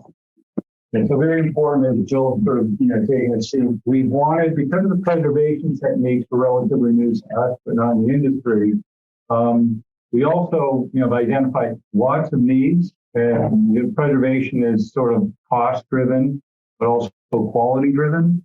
And so we figured it would be beneficial to sort of reach out to third parties, sort of bring them in. And really what we need to understand as a community is sort of the cost of preservation, rehabilitation, and no action. And I think that's where Stantec has a lot of experience in working with communities. No action meaning, roads are deteriorating and there's significant consequences. And there's a few slides that, Bill's going to speak to that are really the first time we have these things to share with the community. We will be certainly leaning on these pretty heavily, but Stantec did a very good assessment. It was included in the package. You didn't have a chance to look at it. I highly recommend you do. But Bill, can you give us literally a 5-minute overview of these three very important slides? Sure. Helpful? So we came in, I was hired as an independent eye to take a look at the pavement management program in the town. We evaluated 12% of the segments, it's individual projects on the map. Taking a look at treatments that were done past, talking to Stefan, what was being planned. We also kind of verified the segmentation and also that PCI value. So we closely documented the severity and extent of different distresses, kind of signature pavement cracks and alligator crack and potholes, non-utility patching, and just kind of, gauge it because we wanted to make sure that when I'm looking at the program that, I understand what the data, data is everything, right? So in looking at that, I felt comfortable with it. It was consistent, it was a little outdated. And it's just because, it was last year's data. So, we did some projections, that I was comfortable with a 1-year deterioration that Stefan's got. One of the programs the town's using is called Street Logics. And what we did is we took my findings and kind of adjusted the threshold when certain activities and costs get triggered. And we calculated what we call a new pavement backlog. And that's something that we track on a regular basis. And let's go to the next slide. Next slide, Bob. And so this is the backlog. So we determined current backlog is a little over $21 million. The backlog is the cost of bringing up all the streets to a near perfect condition within 1 year. It also represents how far behind the town of Concord is in terms of its net present physical condition. The costs are only pavement cost only. So it's inside a curb to curb, top of pavement to bottom of the pavement box. Typically 18 to 24 inches. Doesn't include drainage, sidewalks, curbing. It's strictly pavement cost only. So you can see the largest bar here is that preventative maintenance, and that's what Stefan and his group have been trying to focus on, trying out different treatments. There's definitely, a big toolbox of treatments in that category, and it's all about really trying to find the best fit for your town, that where you're going to get the less complaints, but it is doing the right thing at the right time, and that's been the focus. But there's also, if we look at the orange and the red piles, those two piles together, I call those the capital kind of repairs. The more expensive, orange is your deep mill and fills, resurfacing, and red is your base rehabilitation, reconstruction, reclamation. And that represents 60% of the backlog. So we can't lose sight of that. Next slide. So what we did is, so the Street Logic software doesn't have the ability to kind of do long-term forecasting. So what I did is I took this and brought it into our in-house pavement management software called Cartograph. We use this on a regular basis, with a lot of communities in New England. And what I did is I looked at 5 different models to kind of see what the impact would be to the PCI and the backlog, those kind of key metrics. We're at a 68 today of PCI and a $21 million backlog. So we looked at a $0 scenario, kind of a worst case scenario. We don't expect this to happen. But just kind of, the point is to show that our pavements are not perpetual. We've got to maintain them. They're an asset that we've got to, invest in. So the next thing we looked at was the historical budget, what we're calling at $2 million a year. We looked at it in 2 ways. A kind of a worst first approach where constituents are calling about the worst streets first and complaining. So we looked at what would happen to the PCI and the backlog there. And then we looked at it with a kind of a best first approach that Stefan touched on, where we're trying to, to stop, I call it the bottom of the band, and we'll see it on the next slide, kind of catching it before the next treatment ban. And when you look at that, you can see that and just by changing our spending philosophy in the model, that the PCI jumped 66.5 points. And more importantly, over 5 years, the town would recognize a $9.2 million savings in just the spending philosophy of adapting preservation maintenance. So it's a good thing. But however, this scenario is still regressive. We're at a 68. And even if I optimize that money, I'm down to a 61.1. So the next thing that we looked at was, what does it take to maintain today's PCI? And that gave us the $3 million a year scenario that we looked at. And so that maintains the PCI to 69.2. Backlog goes from 21 to 33.7 million. And then the last scenario we looked at was $4 million program, to see, let's improve the PCI, but then start to kind of maintain, a sustainable equilibrium scenario of maintaining that backlog at roughly 23.4 million in 5 years from now. So next slide. Next slide, Bob. So this is kind of that bottom of the band strategy. This is so everything's color coded by those treatment bands. Green is do nothing. Blue is kind of your crack sealing patching. Purple is your preventative maintenance, right? You're trying to do thin surface treatments, getting a life extension, starting up at the top of the curve. And our orange are mill and fill, resurfacing, and red is our quarter street. So we're trying to, the model looks at trying to address the streets on the cusp of going to the next treatment band. So that's sort of the best approach or first approach. And this is just a diagram to show that. And the desired trend is to try to, and this is like a live thing that you're always doing, right? You're fixing streets, the orange streets, you're bringing them up to the green. You're doing some red, but you're really doing, a lot of purple, in this case, blue. And it's a constant process, and you're always trying to look at your program. So in conclusion, I guess I'll give you a couple of key takeaways.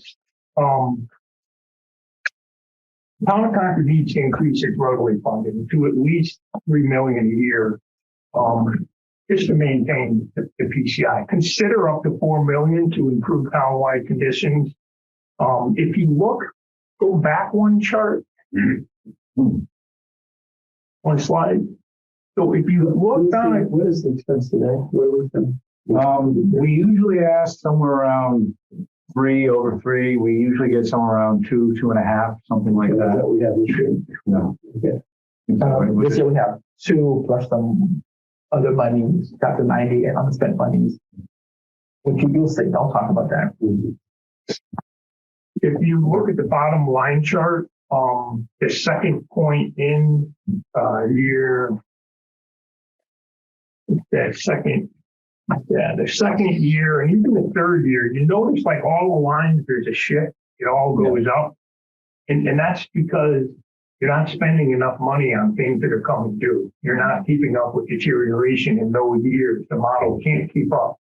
And so what I would suggest is if you're trying to be, frugal, you can certainly do the 2 million over the next, or the 3 million over the next 2 years. But by that third year, I would be looking at 4 million, if you need to, but just throwing that out there. Back to the other slide, it doesn't matter. So the other key takeaway is continue to practice routine and preventative maintenance. I call this the preservation maintenance and the purple and the blue. Continue trying to find, the right mix. 40% of the network is in these treatment bands. Towns should be spending at least $100,000 on crack sealing and pod sealing a year. There's no question. It's one of the most effective repairs you can do, and freeze thaw cycling to prevent that. And continue to pilot preservation. Continue to try to find that best fit within your annual program. Micro, the chip sealing, the bonded wear and surface courses. Third takeaway is you want to sufficiently allocate and program capital repairs into arterial collectors. When communities embark on a pavement management program, and we have 2 equal PCIs, we always try to fix the PCI with more traffic. Public perception is everything in this. So we want to make sure, the traveling public is getting smooth streets, police, fire, school, they can do their job. The town can snowplow effectively. So you definitely want to, look at balancing that act. I like to see, the arterial collectors as a group at the average of high 70s, low 80s. And right now it's at 71. So, it's not that much higher than the local streets. So don't forget about your major streets. And then lastly, just continue pavement management, which we've been talking to the engineering group. We definitely recommend doing another kind of all-round survey of conditions just to make sure that, things are right. Deterioration models are working properly. And it's a cycle. Which Stefan will kind of touch on, but with that, that's all I have. All right, thank you, Bill. Now quickly, those next couple of slides is an extensive list of all the priority streets that falls in those bands that we're talking about. We definitely can't address all of them, but as a department, we're going to sit down and see where our needs will be best suited, and we'll create a list, and then we'll start the process of designing what we have to design, contacting utilities, contacting the residents in the next couple of weeks, basically.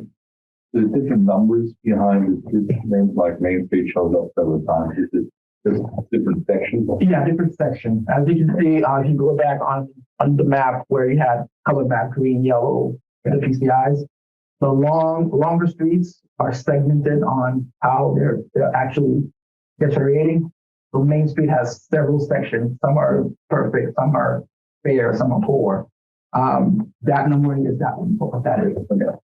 Like Monument Street did a fog seal, and it was clear where it was done and where it wasn't, but it's just driven by the model. But I think what's really important, which Stefan mentioned, and this is something I'm very interested in, is the engineering division isn't going to work in a bubble, in a vacuum. They're going to work with our highway, grounds, water, sewer, as well as, other, even municipal light, say, this is what the model says. It's a model. But, what does this look like, feel like to you, sort of in the road? Because anything, highway grounds has a lot of maintenance. So they know where the trouble calls come. They know where they're spending time and resources. And I think, relatively new team will do well to have the entire group and kind of talking this through so we can shuffle through the technical model, the experience of the practices we do, getting some third-party, support, but ultimately just trying to do the best we can. And there's not a right or wrong.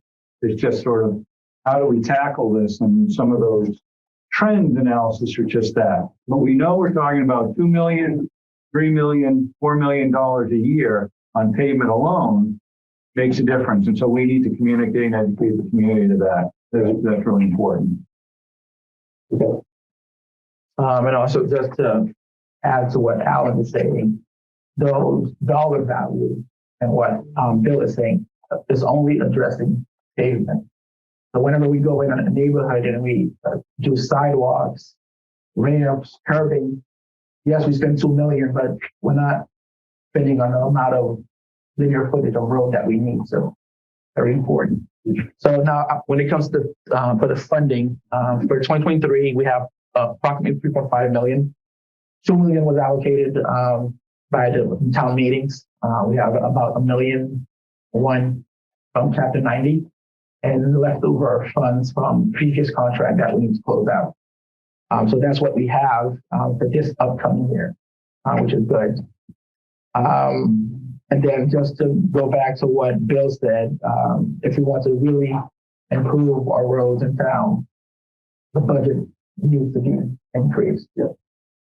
And this is going into the multi-year budget numbers that's provided.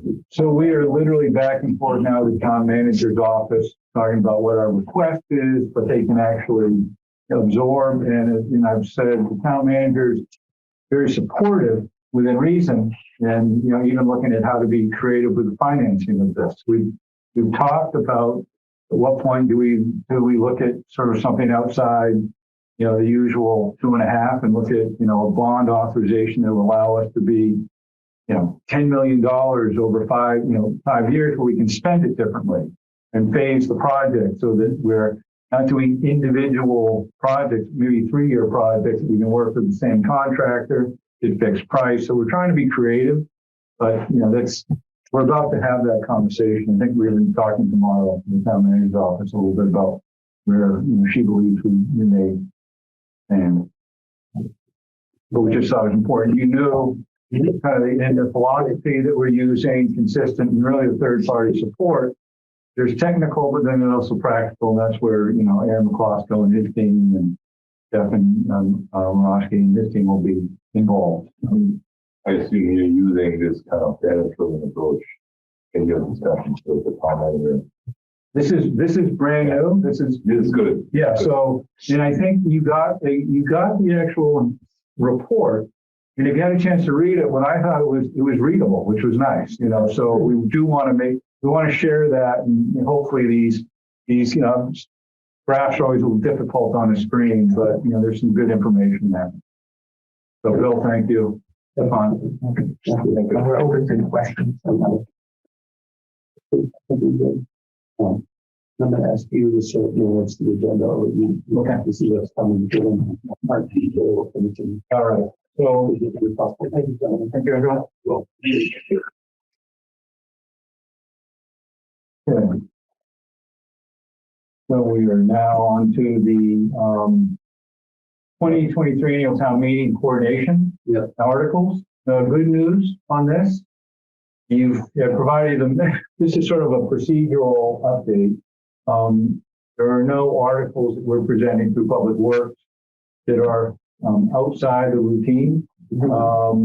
Not to belabor the point, but basically, most of the funds and the articles are routine in nature when we talk about water sewer enterprise. Basically saying the revenue we take in is available to spend. We have a sewer improvement fund, which is dedicated, again, the same mechanism as people pay in. That's available for capacity. And then the first article, I think, is the capital improvement and debt plan. That's actually advanced to the town manager. We support that. These other articles are there. Just, I know there's some new commissioners present at town meeting. They are generally put within a consent calendar. Generally, if not, they would get pulled, and then we tag one of the commissioners to present a 3-minute explanation at town meeting of what this is. And usually we would know in advance if something wasn't part of the consent. So this is clean and easy. It's just step one. Just want to let you know that It's open for citizen petitions and that sort of thing, and we'll probably have more conversations about other articles that are presented that will have an impact on us. But it's still open, and we're going to have to see what comes forward on that front. Yeah. Helpful? Thank you. Yes. Okay. All right. So, Director's report. yeah, we go to director's report. I'm going to ask that Bob, actually, you know what? I think I can drive. Let me try. And I'm going to ask the division head to be, very sort of succinct on this. I'm going to see if I can't share my screen. Share that. Yeah. Okay. So you can see the director's report. We'll start with, let's see, Justin Richardson. Justin is the assistant town engineer. So when Steve Dukran is unavailable, Justin is his right-hand man. And basically, Justin, if you want to just give us a little bit of a real quick overview of some activities over the past month. Yep. First of all, nice to meet you guys, especially in person. Thank you for hanging in. Yeah, no problem. So I guess we'll just spin through this really quickly. First slide is basically showing our right-of-way permits and driveway permits. So as Steve mentioned last meeting, this is, come to an end now. Our season is closed. So we inspected and reviewed and inspected 156 right-of-way permits and 87 driveway permits. So Stacy Circle is another road that Stephen mentioned last meeting, but there was no pictures, so figured we'd go over a couple of the pictures of work. There's striping that's shown off over there to the right. Yeah, I'm sort of having a problem with this hasn't been my day for technology. So, yeah, engineering's still in the process of figuring out how we're gonna this season. We had a contractor, K5, who was unable to perform all their services. So we're in the midst of figuring out if we're going to rebid the entire project for next year or how it's going to go. So, but the anticipation is to get a contractor that is capable and able to do all the work. So that's what we're going forward with. There's Old Mill. Now this is a full depth reclamation. So another street that Steve mentioned. And then the next permit is a National Grid's permit. That first one was on Cambridge Turnpike, and this was basically a hardship. And thankfully, National Grid didn't need to cut into Cambridge Turnpike, so our pavement's still intact. And then there's another one that's off to the right that was on Buttricks Hill. I think that's the end of our slides show, and just some notable other items. We had a staff member join us this year. His first day was Monday. He's going to be, his name is Solomon Waibara, and he will be our environmental engineer, stormwater engineer. He'll be handling stormwater design issues and our MS4 permit. First time engineering to his full complement. Yes, we are now full staff. Well, except for GIS. Yeah, well, GIS, sure. Yeah. Well, we're almost there, but I'm making it work. Almost there. Anyway, Justin, thank you very much. Thank you. Aaron, McCloskey, Highway Ground Superintendent. Aaron, want to give a quick update on activities? Sure. Aaron McCloskey, Highway Ground Superintendent. So a couple of photos, busy month for us. First on the left, we had a Veterans Day ceremony at the Sleepy Hollow Cemetery. It's the annual parade that takes place, and there's a flag burning ceremony. I'll note that one of the members of the honor guard right there is a parketry specialist that also participates. So that's why the photo was selected. We participated in the annual tree lighting parade event that was held in early December downtown Concord. Well attended and happy to lead the way in the new sidewalk plow that was approved at town meeting last year. And so Public Works was represented. Absolutely. Santa was right behind. We're heavily involved with that event when it comes to kind of planning and barricades and emergency management operations. So we had a couple windstorms. This is a photo of a tree that came down, large tree, private tree that came down in the right of way, but we responded and removed the material from the public right of way. A couple photos of the pocket park in Thoreau Depot area on Thoreau Street. Those granite posts that were installed. They were damaged by a motor vehicle backing out of the parking spots. Unfortunately, we don't know who struck the post, but crews went in and we were able to procure the posts and repair them. A couple of photos here. The left is the compost site. Saturday operations very busy. I would note it's closed for the season and will reopen in the spring, but we will have some seasonal holiday recycling events taking place at the end of the month for styrofoam recycling, holiday light recycling, and Christmas tree shipping as well. We're coordinating and working with a local church and the Boy Scouts. They do an annual curbside collection. I work with them to facilitate shipping and dispose of those trees that are collected. On the right is a photo of a couple of signs. The bottom sign is what I like to highlight is the West Concord Cultural District signs that went in.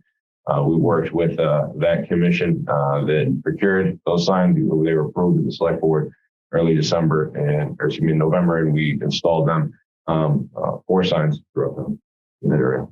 Yeah, Highway Grounds works very closely with West Concord Advisory Committee, Green Thumb. There's a lot of activity that and we're sort of directly involved with, and this is one of their initiatives we were able to help with. Yep, thank you. Jeff Morosky, Water Sewer Superintendent. Jeff, you can sort of give us a wrap up on the water sewer. Late fall season, winter season, these are to a large degree times of year when we do a lot of maintenance, preventative maintenance work. What we're highlighting in this slide is we have in our water supply wells, we've got, and also the Deaconess treatment facility, we've got 35 chemical feed metering pumps. And we, on an annual basis, we do repair kits to rebuild these pumps so that they're operating properly.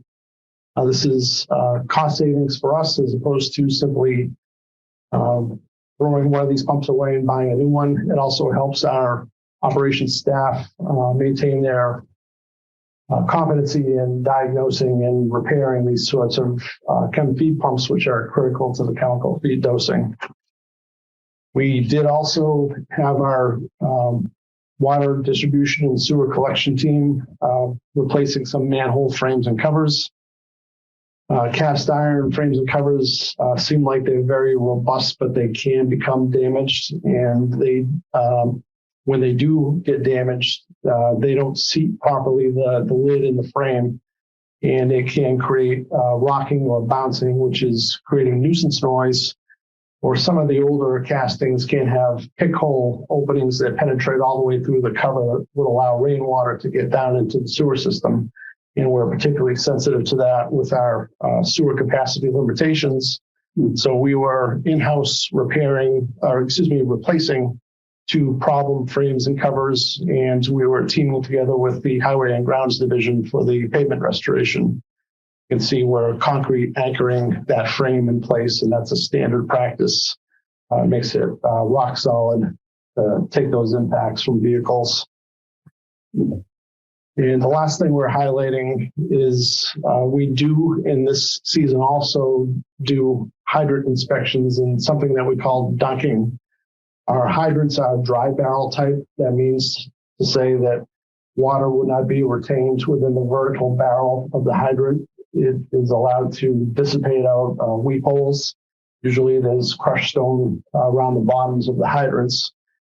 And this will prevent water from freezing in the water mains. And when we do a dunk and we hear that there's water in there, we'll pump out that water that's within the barrel, and we'll add a non-hazardous antifreeze to the hydrant barrel. And we do have about 1,330 hydrants in our distribution system.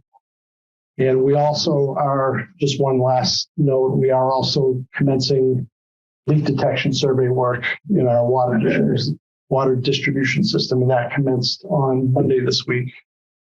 So we have an investigator using usually sonic equipment, listening for leaks, and this could be huge savings of lost water in the system. We provide news and notice so people are aware that if they see someone around a hydrant, there's not something nefarious going on, but they use the hydrants to listen in and gate valves to actually hear. And then it's funny on the hydrants, think of the frost-free spigots people now have, where you can, same idea where they drain, so the spigot doesn't freeze and blow up. Kind of with hydrants, how they operate when we talk about dry hydrants on a bigger scale. So, yeah, thank you very much. Thank you. Yeah, thanks for your time. Okay.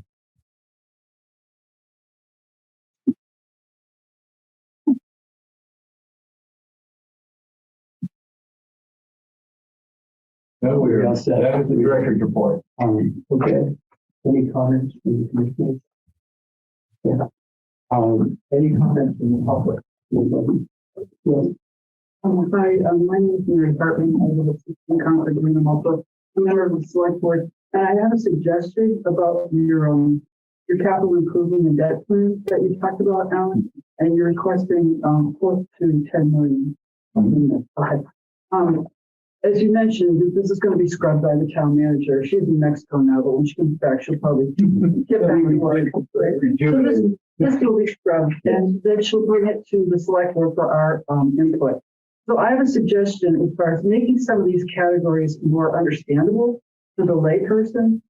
So for example, under asset management for engineering, I don't know what that means.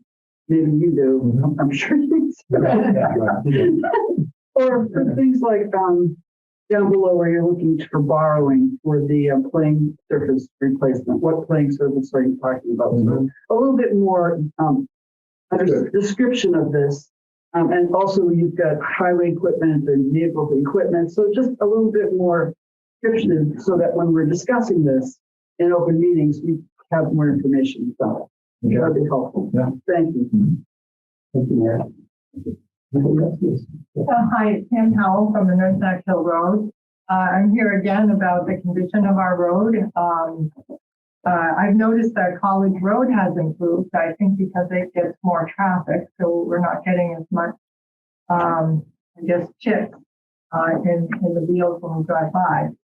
And North Sac Hill has not improved. And again, the size of the road, I really urge someone to look at it because I think it was improperly installed. That's the only thing I can think of because it's that bad on the side of the road. So I'm inviting people to take, I don't know, people here if they've taken a look or a walk on that road. It's a mess. It's crumbly, and I think it was installed improperly. And Stefan, thank you for your report. I do want to say that it's more than a few people who are upset on the North Sac Hill Road. I sent a letter over 30, but almost everyone in the neighborhood is very upset about the situation. It makes my walking uncomfortable, and it was my favorite thing to do in my neighborhood. Thank you.